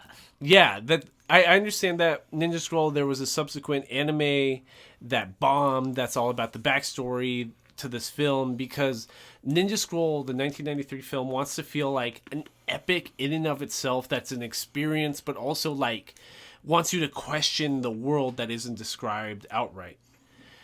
So when this commenter is talking about the gold, is talking about that being the point, right? And like, I think you're overestimating the impact that Ninja Scroll has, because Ninja Scroll, as a medium, as just a film by itself, is just supposed to be cool, badass shit, gore happening for 90 minutes. It's not trying to take itself seriously. Right, but you talking about honor, you talking about like all these very serious topics. Which it is part of the story, but it's not the point of the story. It's not. Like, just like Paprika. Like, it almost sounds like or Fruits Baskets. It almost sounds like you, as a commenter, have this preconceived notion of a movie you watched at like 16 years old, and like you haven't revisited, or not that you haven't revisited, that you haven't reevaluated the preconceived notions that you took the first time you watched it as a kid or as a teenager, whatever age you watched it, and you haven't reevaluated to modern sensibilities to the point that you think if nobody has the same impression you had the first time you watched it, that it's completely wrong. And I think you not having the ability to put things into context, it almost shows like you're cheapening the experience. Yeah, yeah. Like, we like putting things into context and how they fit with other mediums. And not only that, like we've always talked about this conversation that we're having in the podcast. It's about being able to have a conversation with somebody that is not gonna be as a gatekeeper or pretentious about the anime that they watch or stuff like that. So I imagine every time I come here into the studio that I'm at some bar with Drew, and we just talk about the new anime we saw that week, and we just not care about anything besides what that was trying to do. Right. And I get it. I get it. Separation anxiety is a bitch. And nerds have this thing about separation anxiety with their favorite things. And I get it. You're passionate about it. You're passionate about Goku. You're passionate about fucking Boruto or Naruto. And you're passionate about Ninja Scrolls. Uh-huh. I get it. But if you really liked anime, and if you really like that piece of anime, then give anime a chance. I think what made me laugh the most when Aldo first came at me with this comment, which I hadn't even read. I don't know why I didn't see this notification on our our YouTube or whatever, but it's that it's not even that nerds just have separation anxiety, which I completely agree with. It's that nerds have this idea of that everybody should see things how they see it, which is like the complete opposite perspective we've always had with this podcast. which is that like we discuss things so that like we can have a more grounded experience as a whole. But a lot of anime, a lot of things, like, and that includes Dragon Ball, that includes things like Inuyasha, that includes like literally every anime that I can think of, is that nerds don't want introspection. They want the superficial experience that they had as a kid, but for everybody to know that. They want everybody to have the same experience that they didn't understand. So I guess the joke would be like, if you remember millennial culture, like in high school, when if you ever had those anime nerd kids, those Naruto kids at school, like that were actively like talking in anime speak in school, or ninja running in class or in school or whatever, like in class that's heavy. In the hallways it's okay. But like, you know, anime speak in class, you know what I mean? You, like I that's not introspection. That's so like tunneling in on geek culture to the point that you don't know reality. It's like you tunneling in on like the gold aspect, and like, no, it's about honor and him overcoming like them destroying his crew or whatever. That's such a subplot to something that's clearly a gore fest, that it feels like you haven't even watched it properly, and like you haven't broken it down like in the past 10-20 years or so. Yeah, and I will, if I have anything to say to this, to our commenter, and thank you for listening, Solo Shirt Samurai. What I have to say is that don't get too attached to your fucking anime. Go watch something else. We know you're an enjoyer. Maybe you have watched something else. I hate that I'm making fun of him for this, but like, hey. The joke is like this is an episode that didn't even have video. It was just like one of the audio only episodes that Podbean uploads. So this guy was really going through he really went on YouTube, searched Ninja Scroll, was going into the fucking depths of people discussing Ninja Scroll, found our episode, listened to the whole thing. You would have had to listen to the fucking ending to understand that gold part. Correct. And he was just like, nah, this is garbage, this is shit. Like, I feel like I wasted my time. Like, you're so desperate for content over a 1993 film that is notoriously overrated that you're mad at us for not having the same overrated like take that you're expecting. That blows my mind. Yep. And it's really not a hot take of what you put. Like, because if in my vision of what I want to see the comments to look like, I would take the hottest take and then discuss it. Mm-hmm. We're not going to sit here and discuss, like, everybody's fucking take. This is a cold fucking take. You know? This is the coldest take. It's just the only one we've had. Yeah, exactly.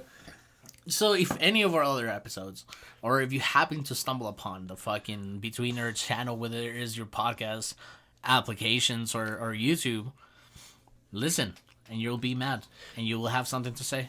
And to that effect, we are or will address every question, comment, concern. Just hit us up, social media or YouTube. That's at Between Nerds, or email us directly, betweennerdspodcast@gmail.com. Mm-hmm. And don't forget to use the monthly hashtag. That's about it. And thank you for enjoying your concerns section of this podcast. You watched the Batman. We watched the Batman. I watched the Batman twice. We both independently watched the Batman twice. I watched it twice. I liked it. Don't get me wrong. I liked the Batman a lot. I am super happy to have a non-mid representation of the Batman as a character. I really think that this 2022 The Batman is the best start to a Batman series I've ever seen. I think it's better than Batman Begins. I think it's better than every other start to a Batman series. Mm-hmm. Don't get me wrong. Do I think it's the best Batman film ever? No, absolutely. I do think so. Absolutely not. For me, I don't even think that's a hot take. I feel like that's a common take I've heard recently. Yeah, I mean, it's the Nolan, and I mean, it's such a weird thing that we're talking about Paprika and the Christopher Nolan comes up again in this conversation. I mean, it has its Hollywood sprinkle to it to us, where the Batman doesn't. The Batman seems it has its indie. What sprinkle to it? Hollywood sprinkle. Oh, okay. You know what I'm saying? Like the Batman Dark Knights and the whole Nolan trilogy. Don't get me wrong, was the best Batman that we got at the time, but that's not saying much comparing to like Tim Burton, Schumacher, and Schumacher. Mm-hmm. You know, and seeing this Batman, even though it's cheap for Warner Brothers to like so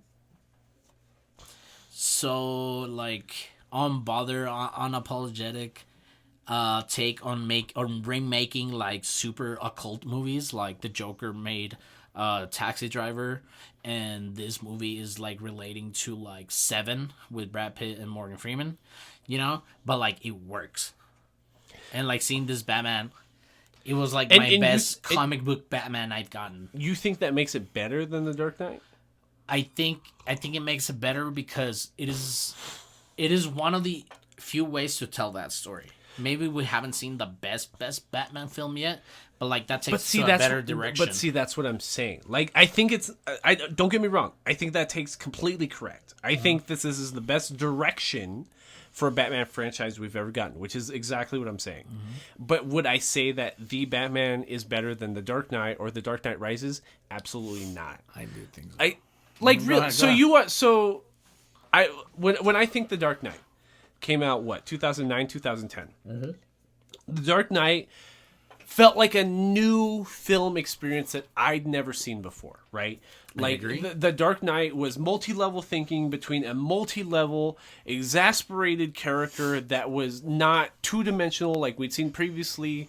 Like the most recent Joker works before that in film or animated media was like the early 2000s Batman animated show where the Joker really was like this cartoon character. You know what I mean? Just had this goofy laugh, produced by Mark Hamill, and was just he was just a week to week dumb, like easy to take over Batman character, right?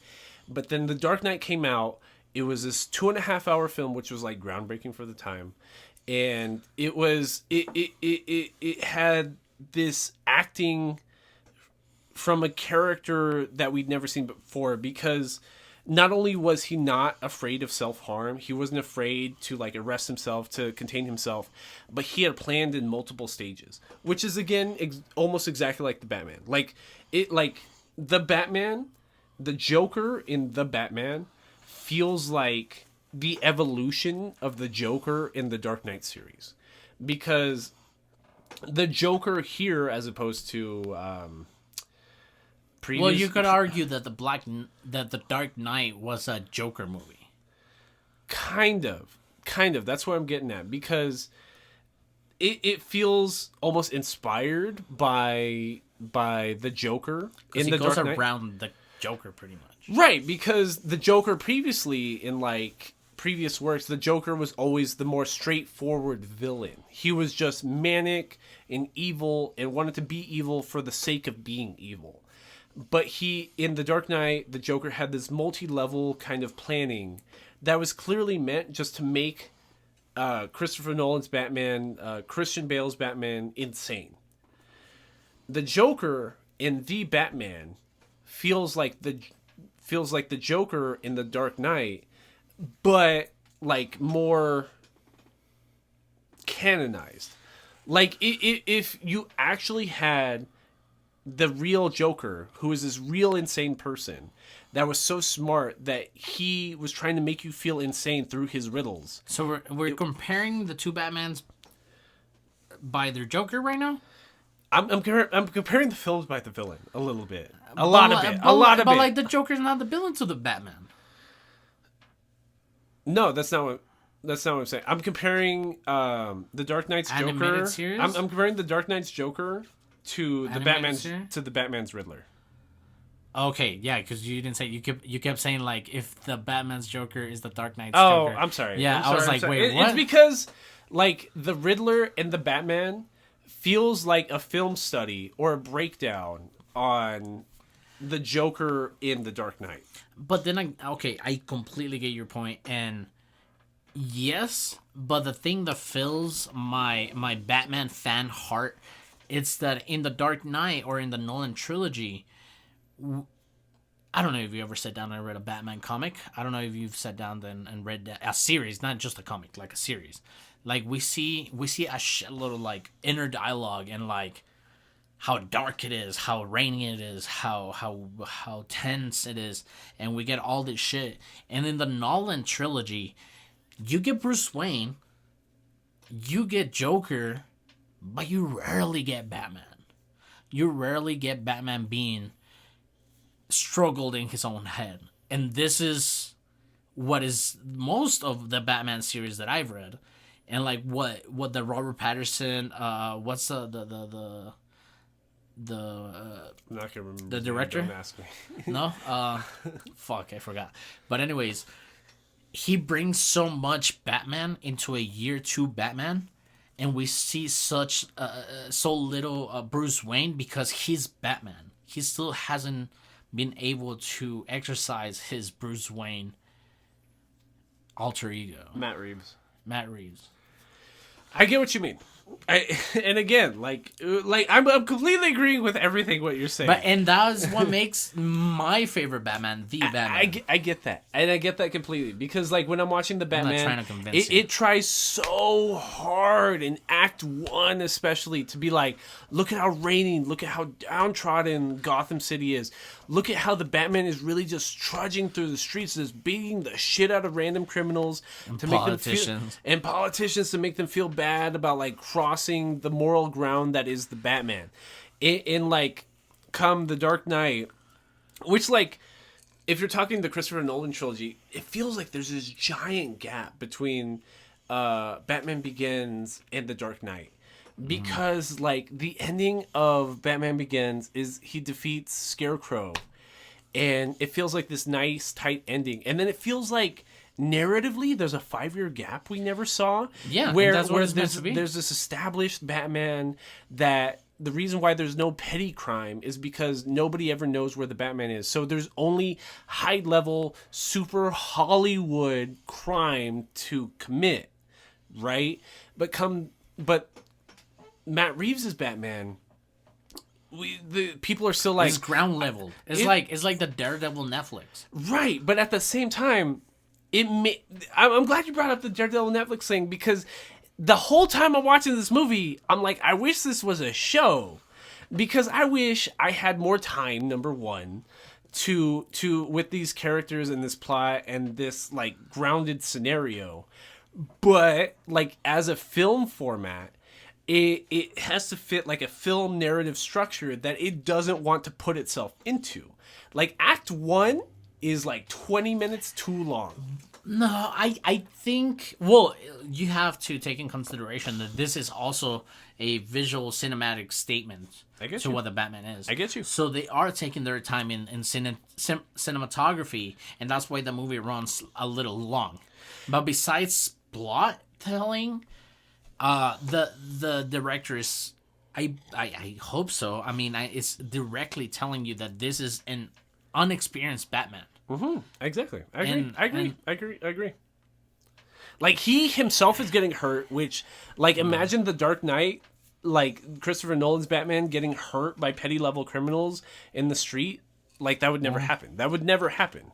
And then Nolan's, obviously, Batman Begins was like a year 1 Batman. And then like in The Dark Knight, it's like maybe 10 years after. And then like after that, it's like 20 years after when Batman Rises. Because he's old as fuck. Supposedly. But it's not believable because shitty Hollywood production. I disagree.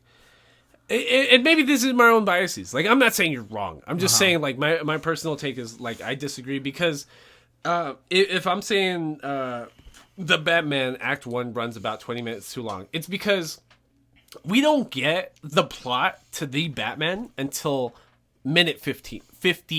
I almost said minute 15. Minute 50. Mm-hmm. Right? Which isn't a bad thing because it wants you to believe that this is not Christopher Nolan's Batman.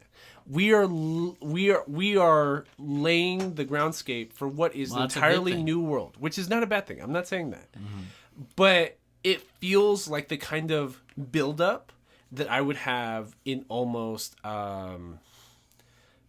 Peacemaker. It feels like the build-up I would have in something like Hawkeye almost, which these are very different works. Different studios, different comic book agencies, all that stuff.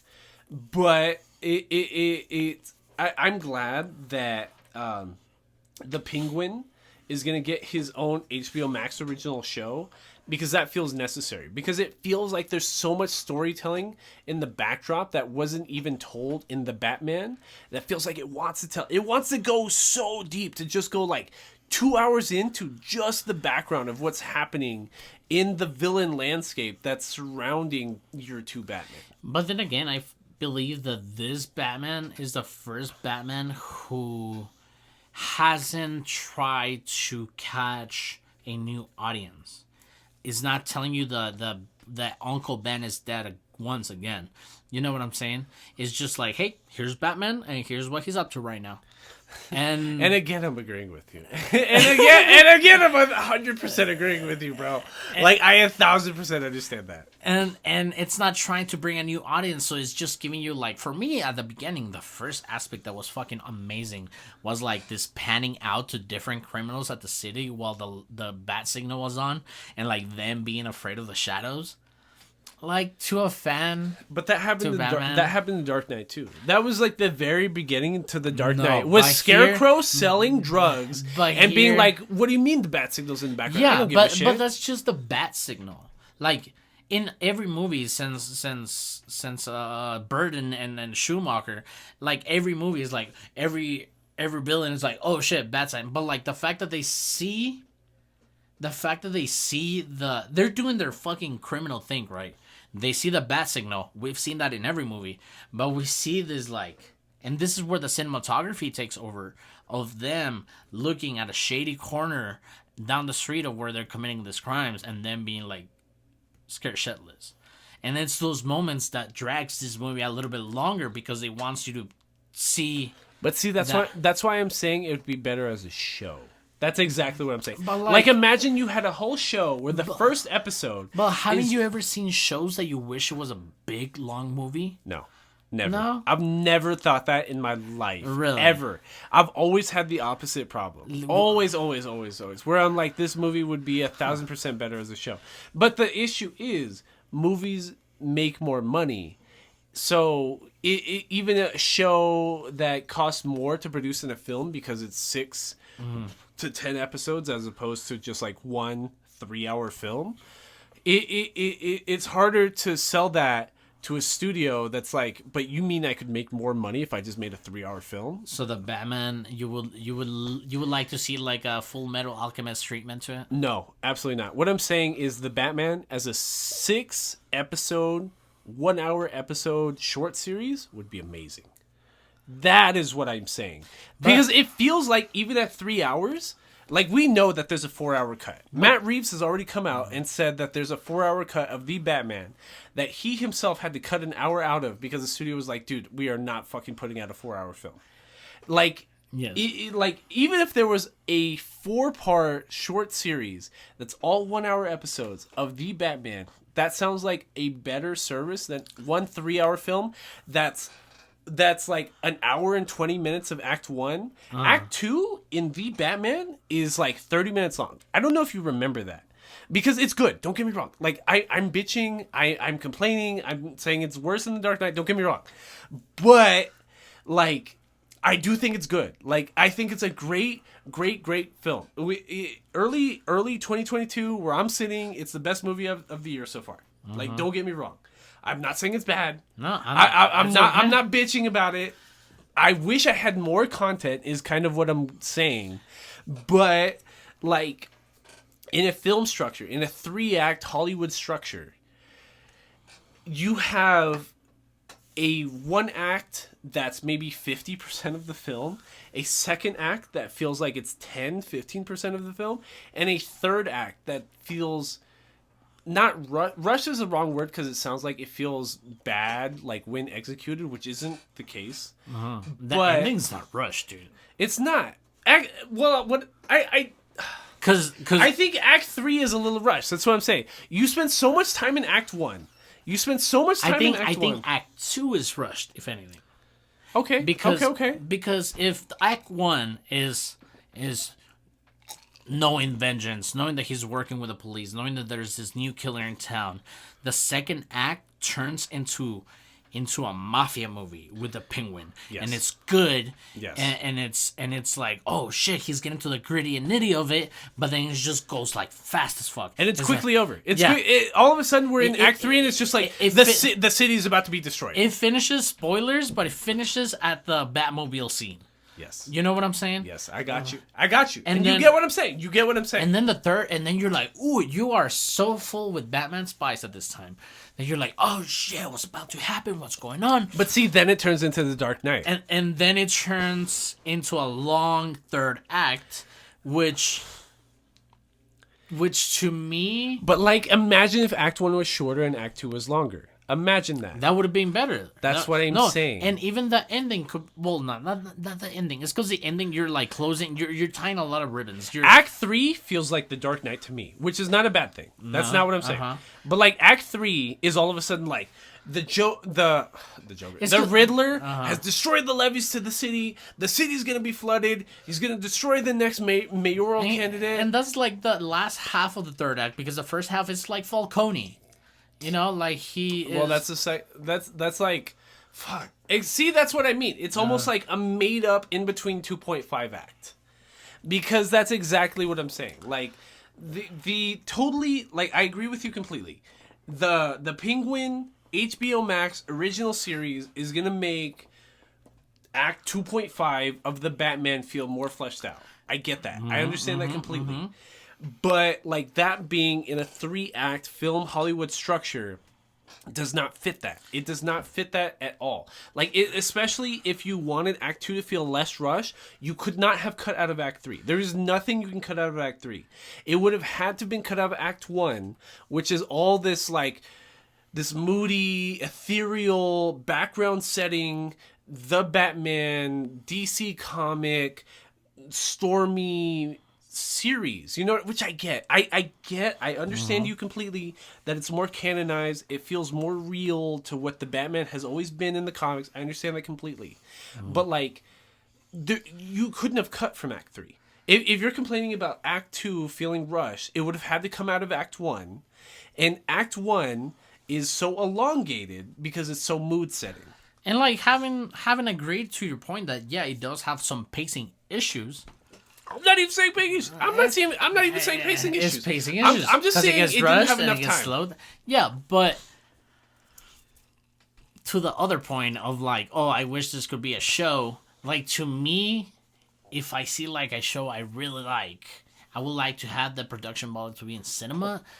And even though this had its shortcomings in the pacing, and that's my point. Maybe it's not your point, but that's my point. I get that point. But, honestly, now that you're saying that, I get that point. Because it's like, I can imagine even me watching Peacemaker. Correct. Where Peacemaker has this pacing allotted to it as a show format, where I complained to you the other week, being like, I almost wish it was a movie so that it had more production value. Correct. I get that. I get that point. So this story of Batman, as a Batman stan, it's awesome because it's just a long episode of the Batman animated series, and the Batman animated series has a lot of pacing issues within their own episodes. But it's just seeing them like that. It's crazy. The movie went a different ways that I thought it was gonna go, but it always kept showing you what the Batman was, and I don't know. It just. I'm not saying it's bad. Anyway, I know you're not saying. I'd still put it as like my third favorite Batman film. Do I think the next Batman film with Matt Reeves and fucking Robert Pattinson, do I think the next film might blow out the water and what is The Dark Knight and The Dark Knight Rises? I think so. I think so. I do think so. Because, like, what I'm saying is we've never had a jumping off point in a Batman film series this good. Ever, by like a long shot. Like, if the best start to a Batman series ever was the Batman Begins, which is which in itself is like a retrospective film because it's about psychiatric patients and psychiatric drugs, because it's about Scarecrow and stuff like that, and like it starts off with the Arkham Asylum like storyline. Like if I'm comparing that to the Batman, which the Batman ends with the Arkham Asylum storyline, and the Riddler meeting the Joker at the very end. Comparing those two, the Batman's a better feat by like a millionfold, by a bunch. Don't get me wrong. So do I think the next movie, based off of this plot with these characters, with this talent involved with it, do I think it's gonna be better than Dark Knight? Absolutely, bro. That is what I'm saying. But could I say that something that Has been your favorite experience? No, it's not. No. That's what I'm saying. You wouldn't call it your favorite experience as a Batman. You're saying that the Dark Knight is your favorite experience. Dog, when the Dark Knight came out, I must have seen it in the pants. first 2 weeks. I must have seen it like 6 times in theaters. Like because when it came out, there was nothing else like it. I remember being in theater classes. People were still shitting their brains like after Batman Begins. Right. I remember watching it or talking about it in theater class because I was a theater nerd in high school. My theater teacher being like, you could have not have made The Dark Knight 20 years ago. Like, we were literally sitting in class having discussions on how The Dark Knight broke film, like, cinematography at the time. And then at the time, Blu-ray discs were coming out and HD discs were coming out. So now you're getting a high memory video disc into your home with your Blu-ray, and you're looking at this movie like, what the fuck? It looks like I'm looking out of a window right here. That's what I think is so hilarious about this discussion. We are completely agreeing with both of our points, but we just have like different opinions on it, which isn't a bad thing. We're completely You're agreeing a with Republican. absolutely not. Do not ever fucking call me a Republican again. But we are completely agreeing with both of our points. We just have different, just like preferences. It's not a bad thing. You know what I mean? And I think that's what's so crazy about what we just discussed about like this Ninja Scroll comment about like, dude, like you are so tunneled in that you don't see the bigger picture. Like the point of this pod is like to dumb each other down to the point that we like have this conceited retrospection. What are we talking about next? Which brings us to another part of this nerd down. You saw Turning Red. I saw Turning Red. We saw Turning Red. Yeah. What made me want to watch Turning Red? It's a new Disney movie. It's a Disney Pixar original movie. Yeah. A la like Encanto was just one of the Disney originals, but not a Pixar original. Yes. And you can tell. You can tell because Pixar's animation's always been like way better, which is kind of the point, right? Which is why Disney bought Pixar so they could stop differentiating between like Disney originals and Pixar originals, right? But the thing about Turning Red that made me want to watch it, like I wasn't even excited to watch Encanto. It was just like on Disney Plus and I watched it. The Friday before, or the Friday that Turning Red came out, I saw like all these white movie reviewers on Twitter and Reddit bitching about how Asian it was. It was too Asian for their liking, so they gave it a bad rating, being like, this does like not... Shang-Chi thing. Yeah, like this does not fit what most movie watchers in North America are gonna relate with, so I don't agree with this. I can't relate to this. I can't relate to this as a white person. Idiot. Yeah, that's the point. You know what I mean? So, like, white people being pressed and triggered made me want to watch it more. It's like the Ben Shapiro fucking thing with Batman. Batman was the worst. Like, you know it's gonna be good. Exactly. Like, exactly. Like, fuck. Like, conservative commentary is just like 70% of America is white. So, like, 100% of American mediums should just be directed toward those 70% of people.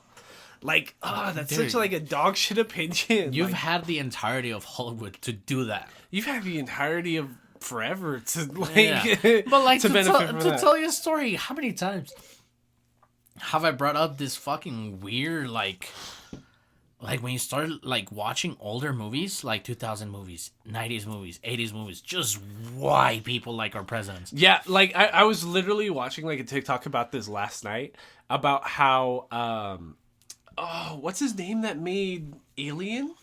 What's his name? You made me forget. What's his name? Scott. Yes, it's Scott something. What's Scott his name? Riley. Scott Riley. Yeah. So the gladiator. The The gladiator was a production of his. Oh yes.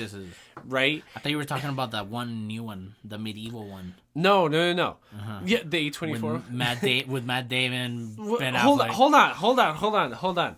So Scott Ridley. Ridley. So Scott Ridley made the Gladiator in like what 2003, 2005, something like that. Early 2000s, like right? That, yeah.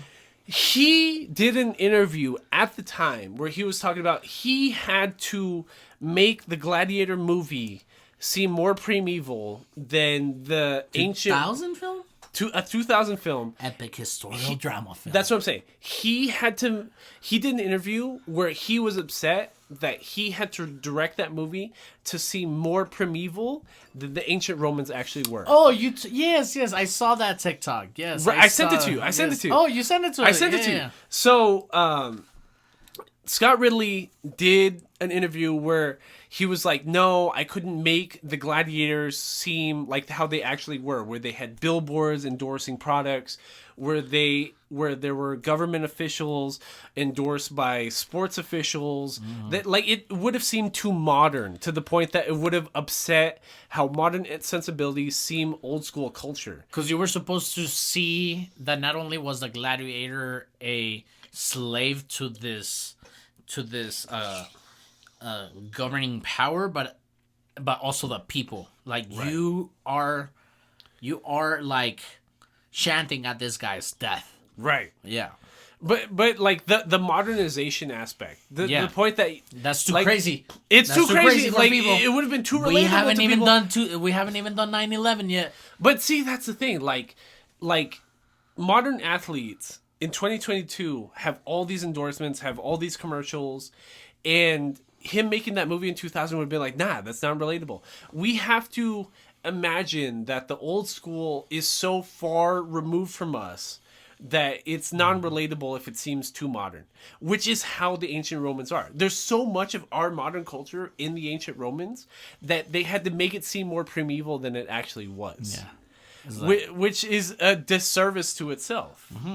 And that's one of my gripes with sports. Don't get me wrong, I like sports. I don't like getting into sports because it's just a circus of it all. Yeah. To me. And they don't want to see that as the ancient Roman shit. I don't... To me, that's what it is. No, I get that. And it's just, I don't know. If you're listening to this episode on March 20th, I hope that Texas Tech has... 22nd. Is it the 22nd? This will be on the 22nd. Okay, if you're listening to this on March 22nd, I hope that Texas Tech won its top 32 match.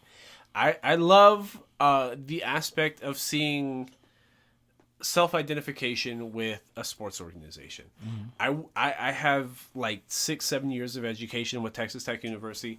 I love when Texas Tech like sports organizations do well. Mm-hmm. Mm-hmm. Mm-hmm. Fuck, what was our main point here? What were we talking about in this nerd down? The gladiator. That wasn't our main point. We didn't go into this talking about the gladiator. No, we're talking about turning red. Oh my god, how the fuck did we get away from turning red? So, so people being pressed about not seeing themselves or how they self-picture. There you go. Self-picture like organizations or people groups inside of entertainment mediums made me want to turn to Turning Red. A la the Gladiator, like having to be dumbed down so that so that watching audiences at the time could relate to how we saw ancient Roman culture. Mm-hmm. I am glad that Turning Red was unapologetically not even Asian. Like, it's barely Asian culture. That's barely part of the story. That's Canadian too. Yeah, they're Canadian too. It's a Chinese immigrant Toronto family that it's barely Asian. So I don't understand how a movie reviewer, somebody... We're bored of you white people. We want to see something else. A professional movie reviewer is so white and whitewashed and conservative that he can watch Turning Red and be like, nah, this upsets me. I was good up to the Canadian thing. Yeah. When you throw Chinese people in there, Exactly. I'm out. That's totally what I'm saying. You know what I mean? Like that's so like it like not even ignorant, like straight up like a dog shit kind of fucking opinion. Brain damage. Hire me and Aldo. Whoever the fuck is hiring these white fucking movie reviewers that don't understand the value of having cross-ethnic representation in art culture. Hire me and Aldo. Like you can give us not even $1 million. We will split the $500,000. We will go with $500,000 each. Yeah, $250 each. We will go with the $250 each, bro. Like you can hire us to talk about Turning Red all you want. Dental if you want. Fuck it, I don't care. Yeah. As long as all this baby gets fucking medical insurance, that's all we give a shit about. But yeah. So that's why I watched Turning Red. And like Turning Red isn't even about Asian culture. Turning Red is about the relationships between mothers and daughters. When daughters start to differentiate themselves between their overbearing mother counterparts, when they start maturing, and it's not even a metaphor. It's like it's like a superficial simile. It's a conversation, and it reminds me so much about big mouths and purity. Yes. So when you're watching Turning Red, by the time you get to the end, and I'm not going to go into it, but like by the time you get into the end, the message is a conversation that unfortunately not a lot of women like in the generation of our mothers or our grandmas were able to have. Like here, it brings up the conversation of like, hey, it's like this is happening to you. You have to be able to control yourself so you don't lose relationships. But see, that's what I was saying. Like, it's not a metaphor, but it's almost like a superficial simile, where the title Turning Red is about women developing their period and being moody and their own personality outside of their mothers while, like, becoming a pubescent adult. Because, like... The issue in the film is the main character starts like developing prepubescent symptoms where she wants to be hyper independent outside of her mother, and that upsets her mom to the point that it's an issue, which that's the main plot to the story. And it's like the topic is not fucking like machista driven. Like it's not about like, oh well, if women were in control we'll have a war every month. No, like they touch on the aspect of not only are you gonna have feelings of aggression or feelings of anger, you're also can experience moments of like indulgence of love or drowning in like an emotional feeling of love and caring. I'm so glad you watched Turning Red, bro. Like, I think that's so correct. You know? I think that's the correct, like, assessment. Because, like, I feel like when anytime I've heard, like, I feel like the most sexist dudes I know are the dudes that don't get bitches. Like, you know what I mean? Like, the most sexist dudes I've ever met in my life are the people that have never talked to a woman in their fucking life. Correct. So, like... I remember when Hillary Clinton was running for president. Whether or not you liked Hillary Clinton, I didn't even like Hillary Clinton. Don't get me wrong. I voted for Bernie Sanders in that. But primary. I don't like her because she's a woman. I like her for other reasons. Exactly. That's what I'm saying. Like, I remember the argument was always like, well, you don't know what it would be like to have a woman in charge of the nuclear codes, and then we got Donald Trump for 4 fucking years. It was always just like, you don't know how emotionally unstable women are. You don't know this. You don't know that. I was like, you sound more emotionally unstable to me than somebody like Hillary Clinton. At least I know where Hillary Clinton's come from. I don't agree where she's coming from, but like I get it. Yeah. Like yes. The thing about Turning Red is it's so like it starts right away. The most sensible character in Turning Red is the one male character, which is the main character's dad, who is put under the rug like every scene. Right, which is fine. You know what I mean? Fine. Like, yeah, we don't need a man. It's a family of strong, independent, Chinese ethnic women. Like, that's cool. I'm with it. I'm about it. The dad goes with whatever the mom says. Anytime, like, it's a instead of a patriarchy, is a it's a matriarchy. Matriarchy. There you go. Exactly, 1000%. like the household where we are with the mom, the dad, and the daughter. It's a matriarchy. The mom's in charge. The family on a wider scope with the extended family. The grandma's the matriarchy. She's in charge. The aunts. It's all a matriarchal society. Like these women are tough. They'll love you. They're about it. You know what I mean? Yeah. Like if anybody's got my back, it's my fucking aunts, my grandma, my mom. I'm about it. Like if I was a dude born into that family, I'm about it, dude. Like you fuck with me, you have to deal with like these ladies, and I don't fuck with them ladies. Yeah. So, but like the one scene, the hardest hitting scene in Turning Red is the one scene that the dad stands up to the mom and the grandma and the aunts being like, shut the fuck up, look what she's trying to do. I understand my daughter. I love my daughter to death. This is the one woman in my life that I understand. Like, I love my wife, I love my mother-in-law, I love my sisters-in-law, whatever. But the one person that I can like fend for in this conversation is my daughter. And she's a strong, independent woman, just like all the women in her life.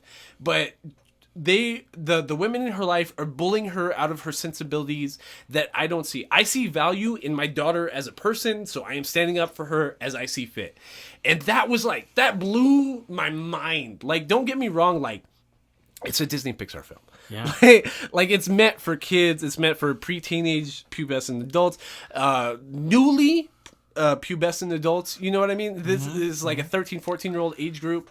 But it's like the dad standing up right there and being like, no, like you are not letting my daughter, the love of my life, the second love of my life, outside of my wife, be herself.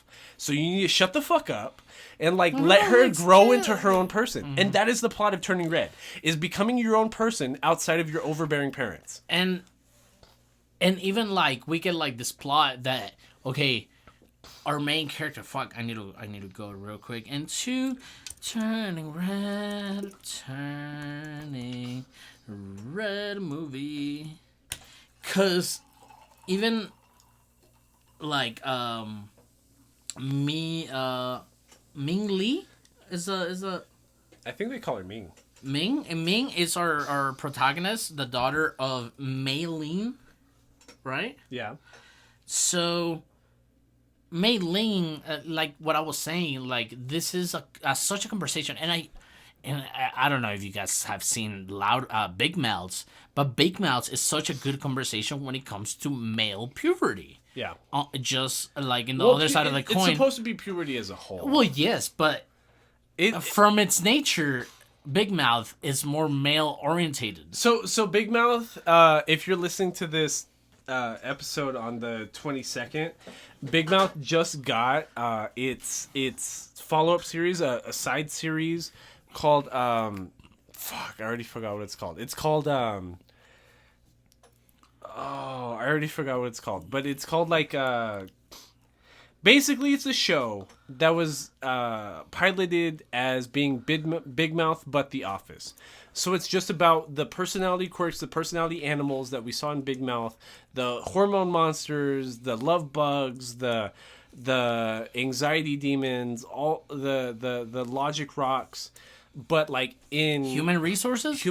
So after coming home from playing Yu-Gi-Oh at 1:30 last night, I watched like 2 episodes of Human Resources, and the plot of that show is that it's about your hormones, your logic sensors, like finding themselves through you, right?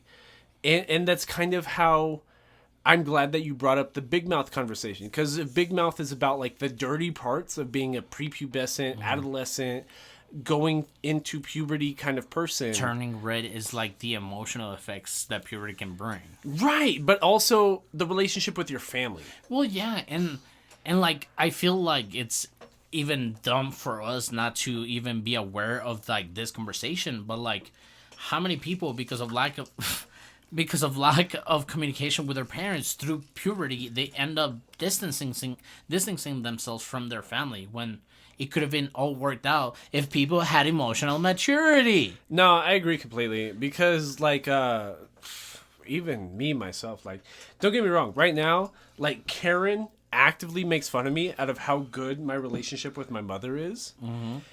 And okay. So like I think it's funny that Karen makes fun of me for that right now, because like at the time, if I was the same age as the Turning Red character, I had a terrible relationship with my mother. Like, my mom loves me to death. I was her firstborn. I almost died in the womb, and like she talks about that endlessly. But like, to me, being almost 30 years old, like, that means nothing to me. You know what I mean? Yeah. I didn't experience that. Like, I don't know what it was like for me to almost die. I don't fucking know. I didn't almost not live. Yeah, I don't know what that's like. But like, it's so different, because in Turning Red, the issue with the mother becomes because like the daughter being prepubescent is such like a perfect ideal character that just wants to make her mom happy, but once she becomes her own person, it's completely the opposite of what her mom wanted. Like, she listens to modern pop music. Oh no, like, Oh no, boys. oh no, boys, and like gyrating hips and stuff like that. This is such an issue. And the gyration. Oh, that was funny. Exactly. And I think Turning Red is good. I don't think it's the best Disney Pixar movie recently. But it makes a point. It does make a point. It makes a point. I love that Disney is in love with embracing cultures that are not atypical white North American cultures. I love that so much. Even though you know you're doing it for the money, but we like that you're doing that for the money. Right, like even having like negative air quotes negative press about like white journalists bitching about like the Asian centricity around Turning Red. You know it's making Disney money on the back. Like, remember when Coco came out? Coco is Everybody amazing. wanted to be Mexican. It's dude. amazing, but then Everybody everyone's like, wanted to "Oh, be I Mexican." love Mexicans. What do you mean?" Yeah. And then we get 4 years of like build that wall, this and that. Like, Crazy shit. Disney wanted to trademark fucking the Dia de los Muertos. Disney's absolutely insane. Yeah. Anyways, We want you to, control our world, but not like that. not like that. Just keep producing fucking Marvel movies. Yeah. Please. We're good. What else do we have? I don't think we have anything else besides you not watching Jujutsu Kaisen this week until next week, which is also this week, because this So maybe if fuck. Not even trying to get into it. I'm not even trying to get Yeah. into it, but like you're listening to this episode on the 22nd. On the 20th, I will have already watched the Jujutsu Kaisen movie. I hope it's good. You will probably already know my opinion at that point. I don't know. I don't know if I have any other points besides I don't that. have anything else. We brought a new segment to this show, which we've been wanting to. So please comment, like us, and subscribe to all of our social media, especially YouTube, and hit us with that notification bell. And we will fucking address all your concerns about this fucking podcast. And also email us at betweennerdspodcast@gmail.com. Don't forget to use the hashtag after listening to this. You have about a week and a half Yeah. to use the hashtag. That's hashtag Nerds for Refugees, an original tweet, Instagram post, or YouTube comment to be entered into our March giveaway. For every like and retweet, we will be donating to the Hope Border Institute. If you use the hashtag, we will be getting you some tailor-picked anime or nerd merchandise, so please use the hashtag. This has been Between Nerds.